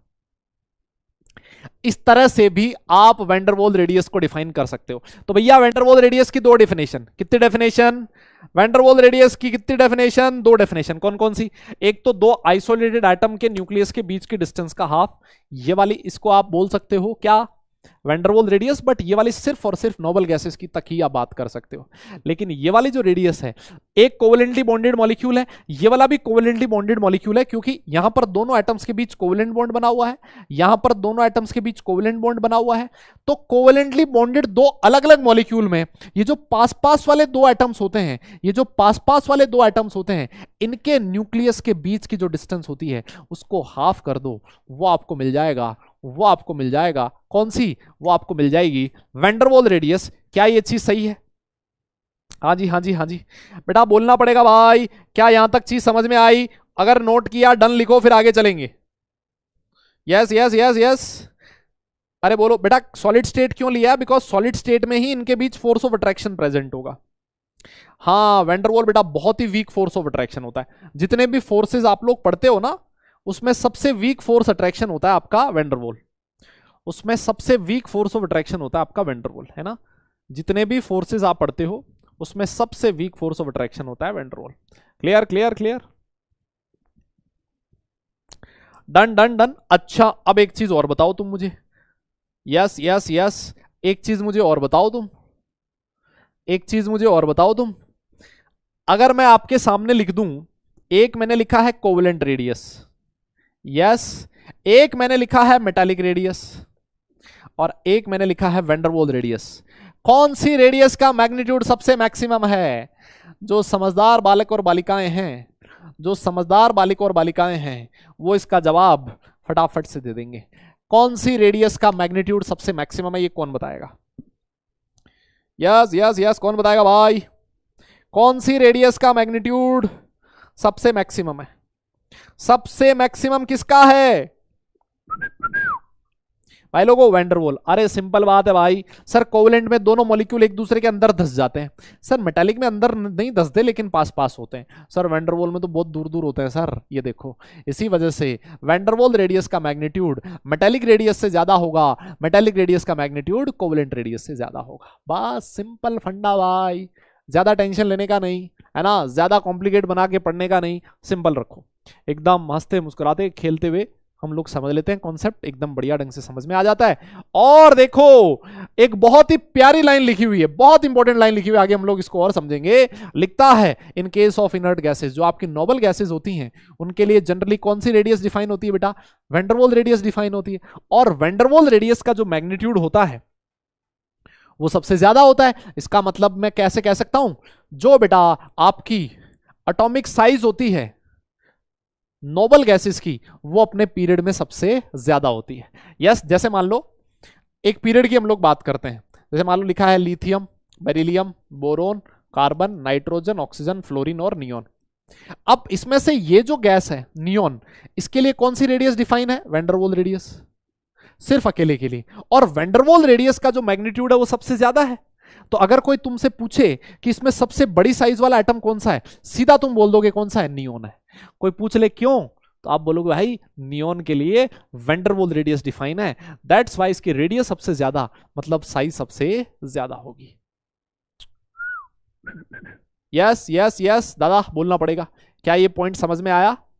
हाँ जी, क्या ये पॉइंट समझ में आया? अरे बोलो भाई, क्या ये पॉइंट समझ में आ गया? अगर आ गया डन लिखो, आगे चलते हैं। नोट कर लिया हो डन लिखो, आगे चलते हैं। हाँ जी हाँ जी हाँ जी, यस दादा बोलो बोलो बोलो बोलो, है ना है ना है ना। Very good very good very good, बहुत बढ़िया बहुत बढ़िया। अगर आप एक पीरियड की बात करो तो जो नोबल गैसेस होती हैं उनकी साइज बड़ी होती है साहब, बड़ी होती है। क्यों? क्योंकि नोबल गैसेस के लिए वैंडरवॉल रेडियस डिफाइन होती है, और वैंडरवॉल रेडियस का मैग्नीट्यूड सारी रेडियस से सबसे ज्यादा होता है। ठीक है, डन डन डन। क्या बात कर रहे हो यार, आज तो मतलब तुम्हारी स्पीड पूरी पूरी एकदम जोरदार है। आओ लो, ये आ गई तुम्हारी आयोनिक रेडियस, है ना। इसका तुम्हें काफी देर से इंतजार था। यस, काफी देर से तुम्हें इंतजार था, वो आ चुकी है आयोनिक रेडियस। बहुत ही सिंपल सी चीज है, बहुत ही सिंपल सी चीज है। अगर मान लो मैं बात करूं, देखो आयोनिक रेडियस जो होती है, आयोनिक रेडियस दो आयन से मिलकर बनती है ना। देखो जब आयोनिक बॉन्ड बनता है बेटा, जब आयोनिक बॉन्ड बनता है बेटा, तो उसमें दो चीजें प्रेजेंट होती है। कौन कौन सी? आयोनिक बॉन्ड जब बनता है तो उसमें बेटा दो चीज प्रेजेंट होती है, एक होता है कैटायन और एक होता है एनायन। मेरे हिसाब से ये चीज आपको बताने की जरूरत नहीं पड़नी चाहिए, है ना, नहीं पढ़नी चाहिए कि जो कैटायन होता है वो पॉजिटिवली चार्ज आयन होता है, बोलो। और जो एनायन होता है बेटा वो नेगेटिवली चार्ज होता है। बताने की जरूरत पड़नी चाहिए क्या? सर नहीं, ये तो हमें आता है। तो जैसे मान लो एक आयोनिक बॉन्ड बना हुआ है दो एटम्स के बीच, ठीक है ना, दो आयंस के बीच, एक ये रहा कैटायन और एक ये रहा एनायन, ये इसका न्यूक्लियस। इन दोनों के बीच बेटा बना हुआ है एक आयोनिक बॉन्ड, ठीक है ना। इसमें से मैंने मान लिया कि ये वाला कैटायन है, जनरली कैटायन की साइज छोटी होती है, अभी आपको समझ में आएगा क्यों। और ये वाला एनायन है, ठीक है, ठीक है साहब। ये वाला कैटायन, इसका सेंटर ये रहा और ये इस कैटायन का आउटर मोस्ट शेल, इनके बीच की जो डिस्टेंस है उसको आप बोल दोगे रेडियस ऑफ कैटायन। बहुत आसान है भाई, बहुत आसान है भाई। और यहां पर यह है एनायन का आउटर मोस्ट शेल और यह है एनायन का सेंटर न्यूक्लियस। इसके बीच की जो डिस्टेंस है इसको आप बोल दोगे रेडियस ऑफ एनायन। खत्म खत्म खत्म खत्म। यस है भाई। अरे भाई पता है ना ये चीज, कैटायन का मतलब क्या होता है? कैटायन का मतलब पॉजिटिवली चार्ज्ड आयन, ठीक है। एनायन का मतलब क्या होता है? एनायन का मतलब नेगेटिवली चार्ज्ड आयन, ठीक है। तो बेटा ये वाला है कैटायन, ये वाला है एनायन। अब आप लोगों को लग रहा होगा सर आपने दोनों पे प्लस क्यों बना दिया? अबे ये न्यूक्लियस है, मुझे पता था, मुझे पता था तुम यही कांड करोगे। अबे ये न्यूक्लियस बनाया है मैंने, और जो न्यूक्लियस होता है ना, कोई भी आयन उसका पॉजिटिव ही होता है। न्यूक्लियस पे हमेशा बाबा चार्ज पॉजिटिव ही होता है, ठीक है।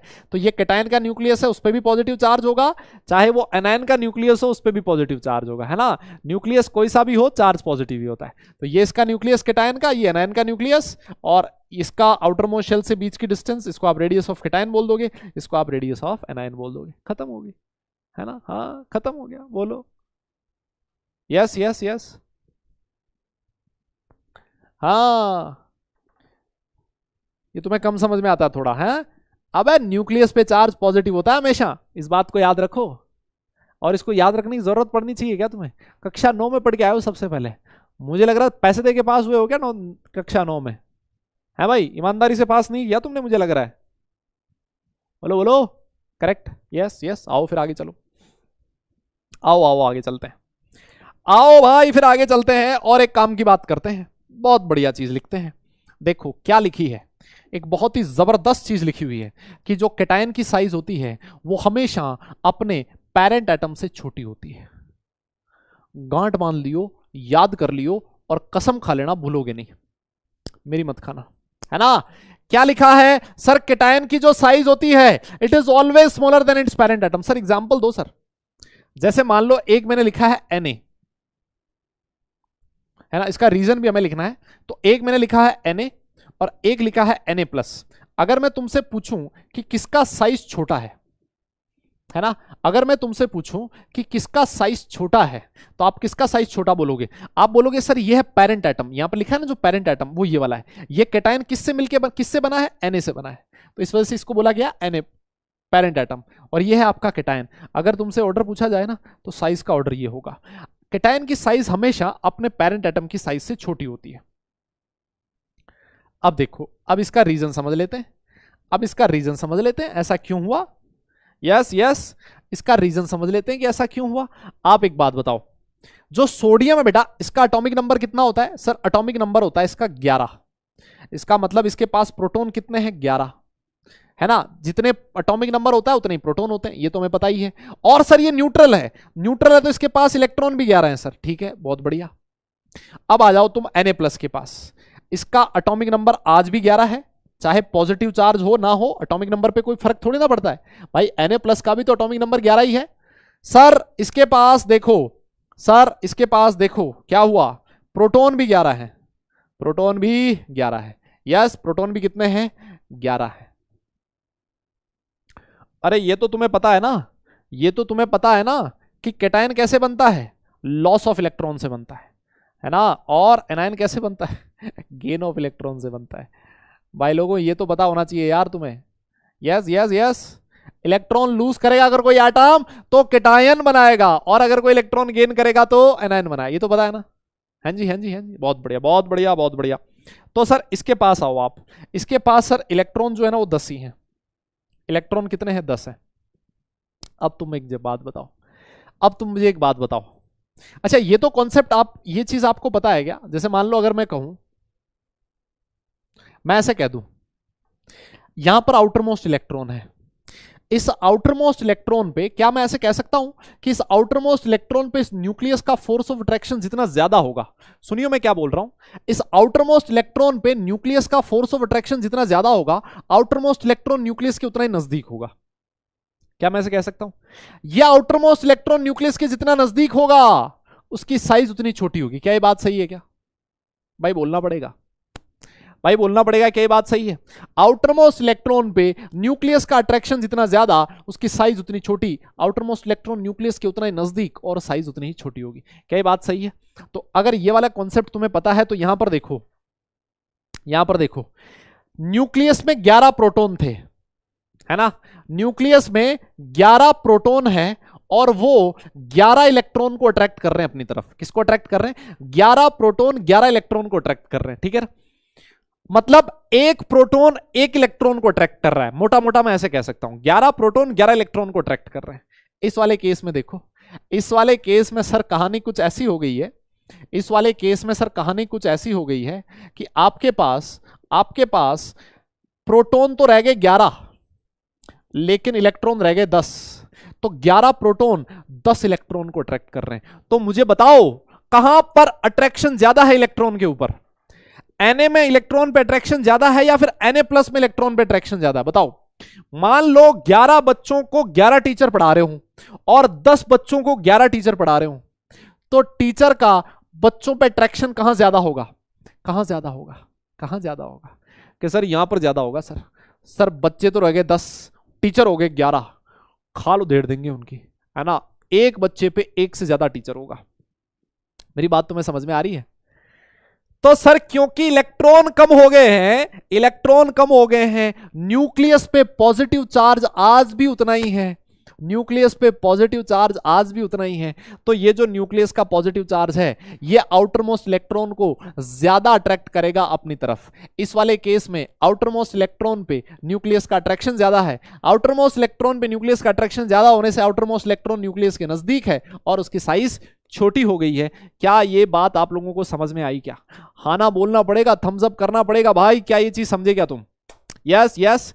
और आप ऐसे भी, क्या मैं ऐसे भी बोल सकता हूं कि यहां आउटर मोस्ट इलेक्ट्रॉन पे न्यूक्लियस का अट्रैक्शन ज्यादा है, और बेटा ये जो नेट अट्रैक्शन होता है इसको आप क्या बोलते हो? सर इफेक्टिव न्यूक्लियर चार्ज कहते हैं। यस, इसको हम क्या कहते हैं? इफेक्टिव न्यूक्लियर चार्ज कहते हैं। बोलो भाई बोलो, क्या ये चीज सही है?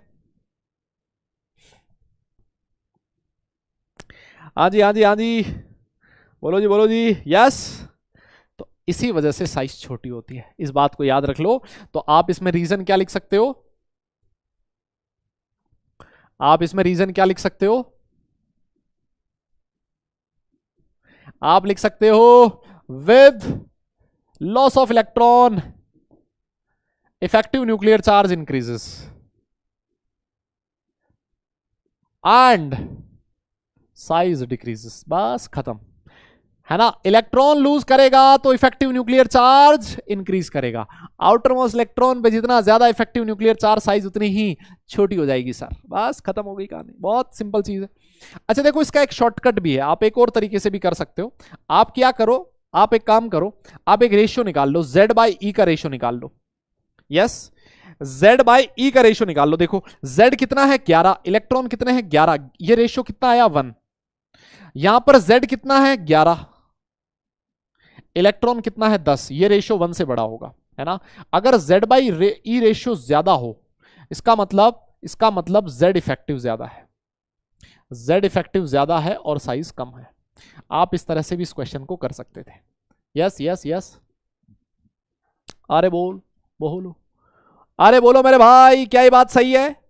बेटा Z बाई ई का रेशियो निकाल लो, Z अपॉन ई, प्रोटॉन अपॉन इलेक्ट्रॉन, ये रेशियो जितना ज्यादा होगा, ये रेशियो जितना ज्यादा होगा, Z इफेक्टिव उतना ही ज्यादा होगा, आउटर मोस्ट इलेक्ट्रॉन पे अट्रैक्शन उतना ही ज्यादा होगा, और आप बोलोगे उसकी साइज उतनी ही छोटी होगी। बोलिए कितना इंटरेस्टिंग टॉपिक चल रहा है यार, इतना जबरदस्त टॉपिक चल रहा है, और फिर तुम उसमें मजे कर रहे हो। हैं इतनी जबरदस्त चीज चल रही है, तुम्हें तो मतलब मैसेज करने का टाइम नहीं होना चाहिए, है ना। लिख लिया? यस, बहुत बढ़िया। तो अगर तुम्हें केटाइन वाला समझ में आ गया ना, तो एनाइन समझने से कोई रोक ही नहीं सकता तुम्हें। आप बोलोगे सर एनाइन की जो साइज होती है वो हमेशा अपने पेरेंट एटम से बड़ी होती है, क्यों? जैसे मान लो एक लिखा है Cl और एक लिखा है Cl-। अगर मैं तुमसे साइज का ऑर्डर पूछूं, आप बोलोगे सर ये पेरेंट एटम और ये एनायन, तो एनायन का साइज हमेशा अपने पेरेंट एटम से ज्यादा होगा सर, ज्यादा होगा सर। एनायन का साइज जो होगा अपने पेरेंट एटम से ज्यादा होगा सर। यस, आप इसका रीजन भी लिख सकते हो, इसका कारण भी लिख सकते हो मुन्ना। कारण यह है कि क्लोरीन के पास एटॉमिक नंबर है 17, प्रोटॉन है 17 सर, इलेक्ट्रॉन है 17, और यहां पर देखो सर इसके पास प्रोटॉन तो आज भी 17 है, लेकिन सर इलेक्ट्रॉन ज्यादा हो गए सर, इलेक्ट्रॉन बढ़ गए सर। इलेक्ट्रॉन के बीच रिपल्शन बढ़ेगा, इलेक्ट्रॉन रिपल्शन बढ़ेगा तो सिग्मा की वैल्यू बढ़ेगी। याद है ओ भाई। यस, समझ में आया? ऐसे लिखते थे ना हम लोग, Z effective Z effective is equal to Z minus sigma. देख दोनों में Z तो बराबर है, लेकिन इसमें इलेक्ट्रॉन बढ़ गए हैं, इलेक्ट्रॉन इलेक्ट्रॉन रिपल्शन बढ़ गया, सिग्मा बढ़ गया, सिग्मा बढ़ गया, Z इफेक्टिव कम हो गया। आउटर इलेक्ट्रॉन पे न्यूक्लियस का अट्रैक्शन कम हो गया, साइज बढ़ जाए।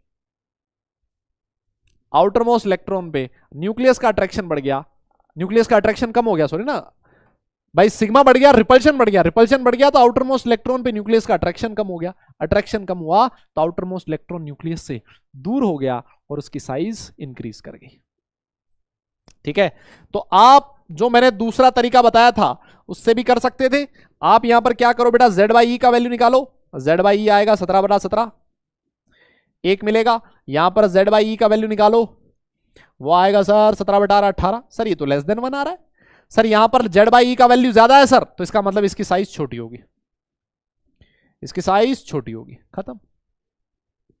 Yes yes yes, reason, reason क्या लिखना है, रीजन क्या लिखना है, रीजन आएगा कि with increase in electron, with increase in electron effective nuclear charge decreases and size of an ion increases।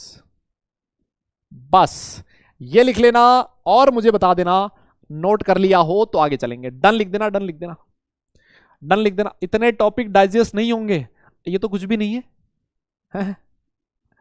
ये तो कुछ भी नहीं है भाई, अभी तो शुरुआत है, अभी तो शुरुआत है, अभी तो कुछ भी नहीं है। अभी इसके बाद मैं केमिकल बॉन्डिंग पढ़ाऊंगा। केमिकल बॉन्डिंग इतना जबरदस्त टॉपिक, इतना बड़ा टॉपिक है ना, 15-20 लेक्चर में जाके खत्म होगा। कैसे हजम करोगे भाई? अपना हाजमा बढ़ाओ, हाजमोला खा के बैठो क्लास में, है ना, डाइजेशन बढ़ाओ।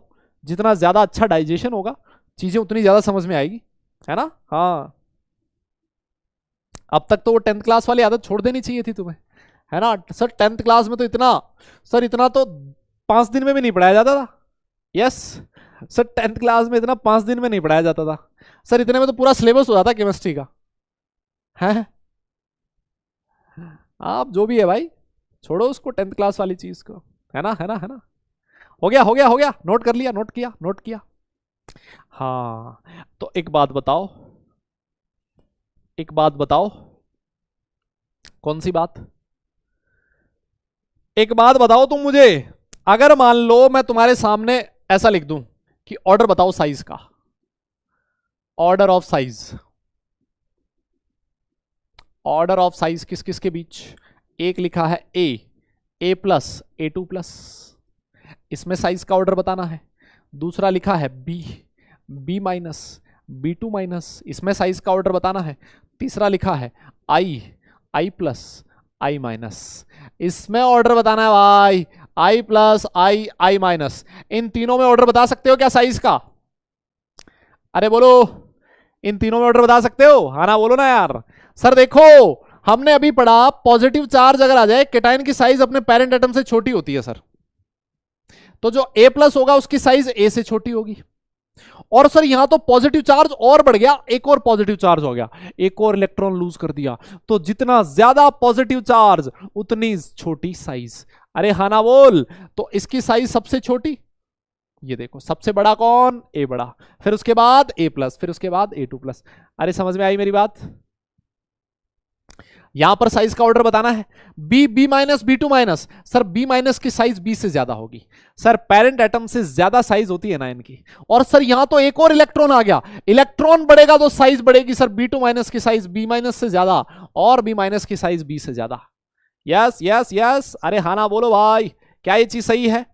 कोई परेशानी है आपको इसमें? नहीं, आसान है। पॉजिटिव चार्ज बढ़ेगा तो साइज छोटी होगी, नेगेटिव चार्ज बढ़ेगा तो साइज बढ़ेगी। हाँ ना बोलना पड़ेगा भाई। यस, और इसमें क्या ऑर्डर होगा? सर ये है पेरेंट एटम, ये है पेरेंट एटम है सर, ये पेरेंट एटम है सर, पकड़ो इसको। सर पेरेंट एटम से केटाइन की साइज छोटी होती है सर, इसका मतलब ये छोटा। सर ये एनायन है सर, एनायन की साइज पेरेंट एटम से बड़ी होती है, खत्म। ये देखो खत्म। अरे कोई दिक्कत है इसमें?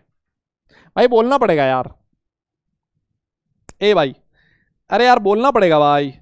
क्या ये चीज समझ में आई क्या भाई? बोलना पड़ेगा यार। यस यस यस, क्लियर है, क्लियर है, क्लियर है। आसान है ना? आसान है, आसान है। हाँ अभी आसान लग रहा है सर, अभी आसान लग रहा है। ढंग से पढ़ोगे, पूरी क्लास में ध्यान से कंसंट्रेट करके पढ़ोगे, सब आसान लगेगा, है ना। हवाबाजी करोगे क्लास में, नहीं समझ आएगा, है ना। हाँ, हलवा हलवा। आओ फिर आओ, इस हलवे को थोड़ा और बढ़िया बनाते हैं और हम लोग बात करते हैं आइसो इलेक्ट्रॉनिक स्पीसीज की।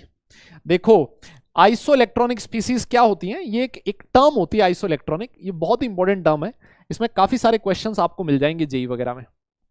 आइसो इलेक्ट्रॉनिक में सर, आइसो का मतलब होता है सेम, इलेक्ट्रॉनिक का मतलब इलेक्ट्रॉन।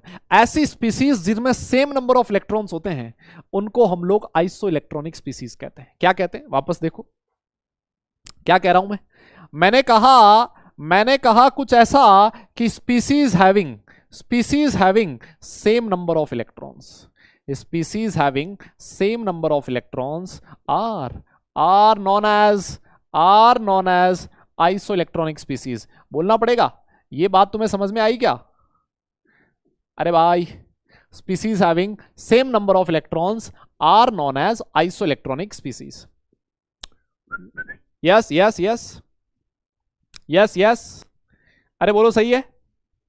अच्छा, जैसे कि एग्जांपल देता हूं, जैसे मैंने एक एग्जांपल दिया है, जैसे कि एग्जांपल दे दिया मैंने कुछ ऐसा, एक मैंने लिखा है Na+, एक मैंने लिख दिया Mg2+, एक मैंने लिख दिया Al3+।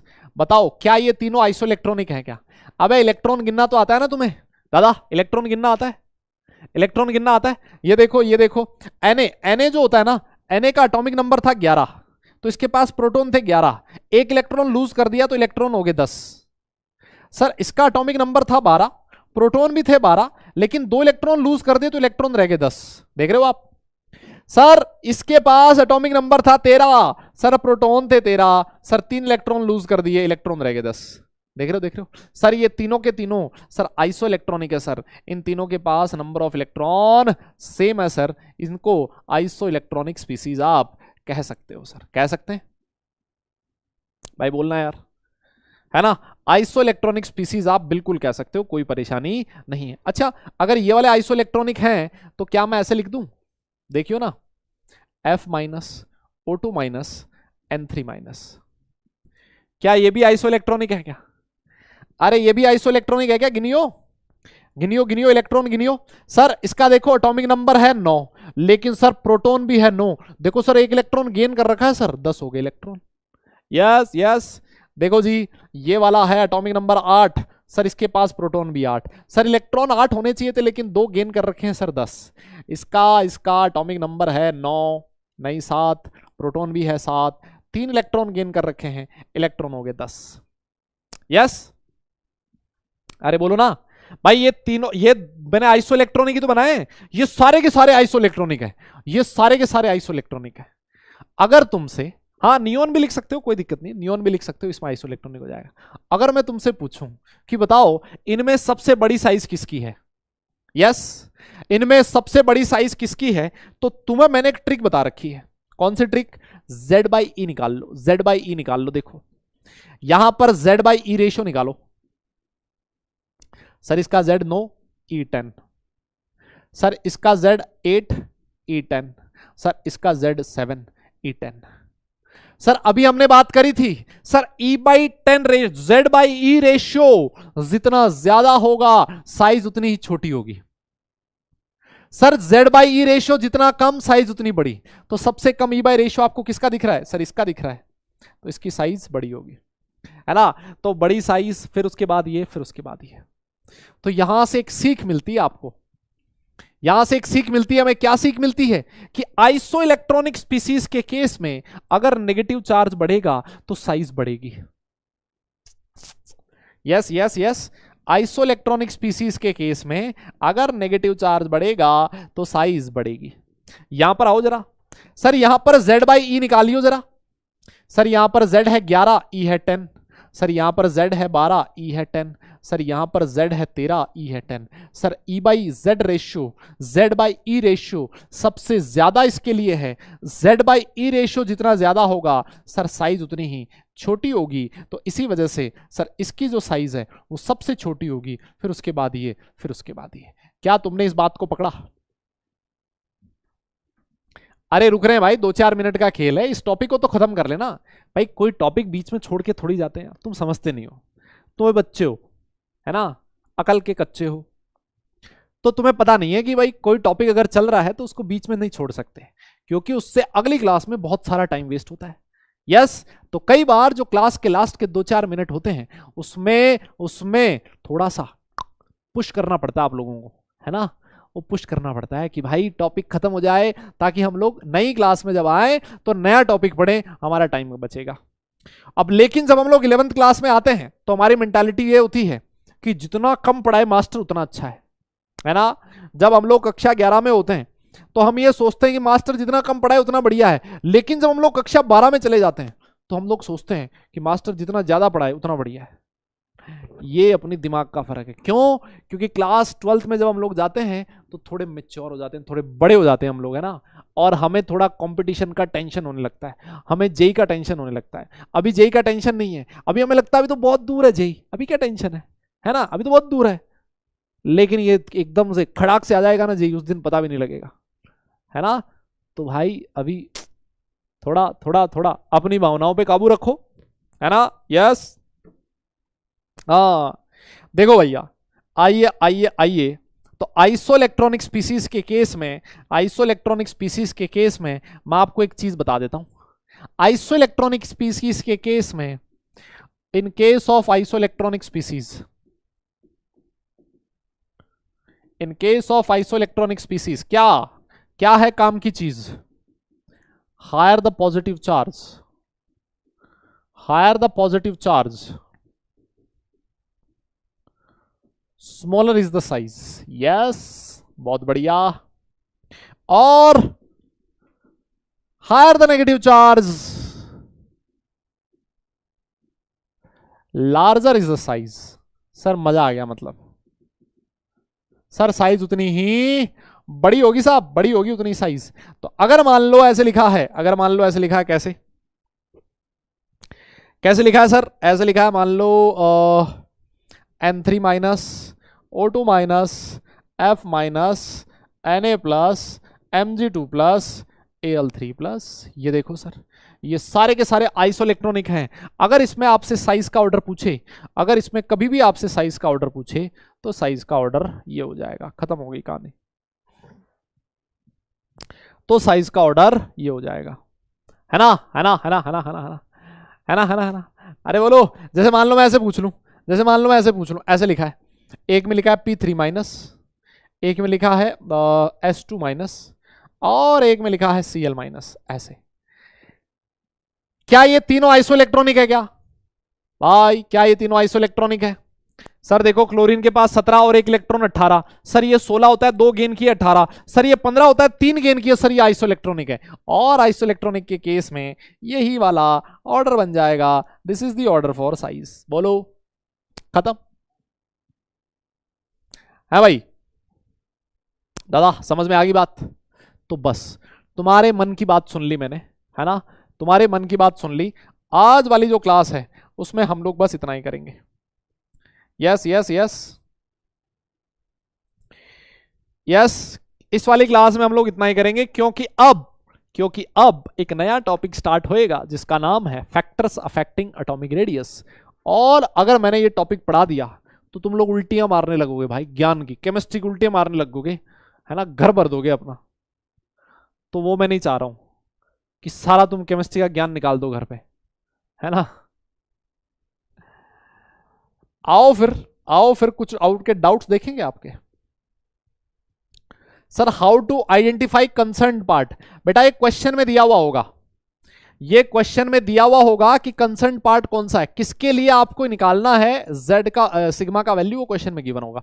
4s के लिए निकालना है या फिर 3d के लिए निकालना है। यस सर, ns2 में इलेक्ट्रॉन नंबर एक ही क्यों लिखा है बेटा? अगर s में 2 इलेक्ट्रॉन है, देखो जैसे 4s2 लिखा है, उसमें से एक इलेक्ट्रॉन पे तो आप वैल्यू फाइंड कर रहे हो ना, जिस इलेक्ट्रॉन पे वैल्यू फाइंड की जाती है उसको कंसिडर नहीं करते, उस पे तो निकालना है ना। तो इसी वजह से एक लिखा होता है हमने। सर ओजोन के लिए कोवेलेंट रेडियस कैसे फाइंड करेंगे बेटा? पॉलीएटॉमिक मॉलिक्यूल है, उसको छोड़ो भी। ये वैंडरवॉल फोर्स ग्रेविटेशनल फोर्स से भी कम है क्या बेटा? ग्रेविटेशनल फोर्स अलग चीजों पे काम करता है, ये अलग चीज पे काम करता है, दोनों अलग अलग कहानी है, कहां कंपेयर कर रहे हो भाई? कंसर्न इलेक्ट्रॉन बेटा क्वेश्चन में गिवन होगा। सर यहां पर आपने एक इलेक्ट्रॉन क्यों हटाया, मेरे हिसाब से आपको रीजन मिल चुका है। यस, थोड़े रिसेंट में देख लेते हैं। सर आयोनिक रेडियस में आर ए और आर सी कहां से निकला, बेटा यही तो है जो निकालना था। आर ए क्या है, radius of cation, this is radius of anion. तो ये जो न्यूक्लियस होता है केटायन का, सेंटर से इस केटायन के आउटर मोस्ट शेल की जो डिस्टेंस होती है बेटा, इसको रेडियस ऑफ केटायन बोला जाता है, ठीक है ना। और यहां पर है एनायन, तो एनायन का जो न्यूक्लियस है, इससे एनायन का जो आउटर मोस्ट शेल है उसको बोला जाता है रेडियस ऑफ एनायन। ये डेफिनेशन है बेटा, है ना, ये डेफिनेशन। सर सारे एटॉमिक नंबर को याद करना है क्या, जितना याद हो सके उतना करना है बेटा। Sir can we conclude that in case of isoelectronic species smaller is the atomic number, large the size. बेटा एटॉमिक नंबर मत याद रखो, आइसोइलेक्ट्रॉनिक स्पीसीज के केस में ऐसे याद रख लो, जितना ज्यादा पॉजिटिव चार्ज उतनी छोटी साइज, जितना ज्यादा नेगेटिव चार्ज उतनी ज्यादा साइज, बस खत्म। सर बैकलॉग बन गए इनऑर्गेनिक में, नाम है पुष्कर, देख रहे हो, और बैकलॉग बन गए इसके। अरे भैया इतना पवित्र नाम है पुष्कर और फिर भी बैकलॉग है, कैसी बात कर रहे हो भाई, ये तो वही बात हो गई। नाम है नयन सुख और आंख से अंधा इंसान, है ना। तो दादा मेरे तो 5 बार छठा लेक्चर है, छठा लेक्चर था उसी में बैकलॉग क्रिएट कर लिया। प्रभु आपके चरण कहां हैं, ये बैकलॉग कभी खत्म नहीं होगा, इसका मतलब भाई उसको निपटाओ जल्दी से, हाँ इसको खत्म करो जल्दी से भाई। सर चोर दो, अबे चोर कहां से लेके आऊं मैं, है कहां से लेके आए चोर। वीडियो कॉल बेटा, वीडियो कॉल अभी नहीं बोला गया, वीडियो कॉल के लिए ना। हाँ सर इसमें डीए से, चलो फिर ठीक है, चलो ठीक है ठीक है, आज के लिए बस खत्म करते हैं, आज के लिए बस खत्म करते हैं भाई, आज के लिए बस खत्म करते हैं। आप लोगों को होमवर्क दे देते हैं। होमवर्क में देखो, होमवर्क में सबसे पहली चीज, सबसे पहला काम आपको रिवीजन करना है बढ़िया ढंग से घर पे जाके, वैसे तो घर पे ही हो आप, है ना, तो जैसे क्लास खत्म हो जाए रिवीजन करना है। फिर उसके बाद क्या करना है सर, उसके बाद डीपीपी सॉल्व करेंगे हम लोग, और फिर उसके बाद आपके पास मॉड्यूल नाम की एक चीज है, और उस मॉड्यूल में बेटा जो हिस्ट्री ऑफ पीरियोडिक क्लासिफिकेशन है उसके क्वेश्चन आप कर सकते हो। हिस्ट्री ऑफ पीरियोडिक क्लासिफिकेशन है, आपको उसके क्वेश्चंस करने हैं, ठीक है ठीक है। तो आप अगर एक्सरसाइज 1 देखोगे, है ना, एक्सरसाइज 1 में आपको टॉपिक वाइज क्वेश्चंस दिए हुए हैं, तो उसमें जो हिस्ट्री ऑफ पीरियोडिक क्लासिफिकेशन के क्वेश्चंस हैं वो आप सारे क्वेश्चंस कर सकते हो। बस आप लोगों से अब मैं विदा लेना चाहूंगा, ठीक है, आज के लिए बस इतना ही। नेक्स्ट क्लास में आप लोगों से वापस मुलाकात होगी। कल वाली क्लास बहुत भयंकर क्लास होने वाली है, कल वाली बहुत ही यूं मानो जबरदस्त क्लास होने वाली है, फुल ऑफ कॉन्सेप्ट्स वाली क्लास होने वाली है। तो भैया बढ़िया ढंग से हाजमा अपना ठीक करके आना, है ना, डाइजेशन अपना ठीक करके आना, क्योंकि अगली क्लास में बहुत सारी काम की चीजें पढ़ने वाले हैं। ऑलराइट, चलिए फिर नेक्स्ट क्लास में मिलेंगे। सारे लोग अपना ख्याल रखें, खुश रहें, हंसते मुस्कुराते रहें, और पढ़ाई जरूर करते रहें, क्योंकि बेटा काम पढ़ने से चलेगा, सिर्फ मुस्कुराने से नहीं। नेक्स्ट क्लास तक के लिए tata bye bye, love you all.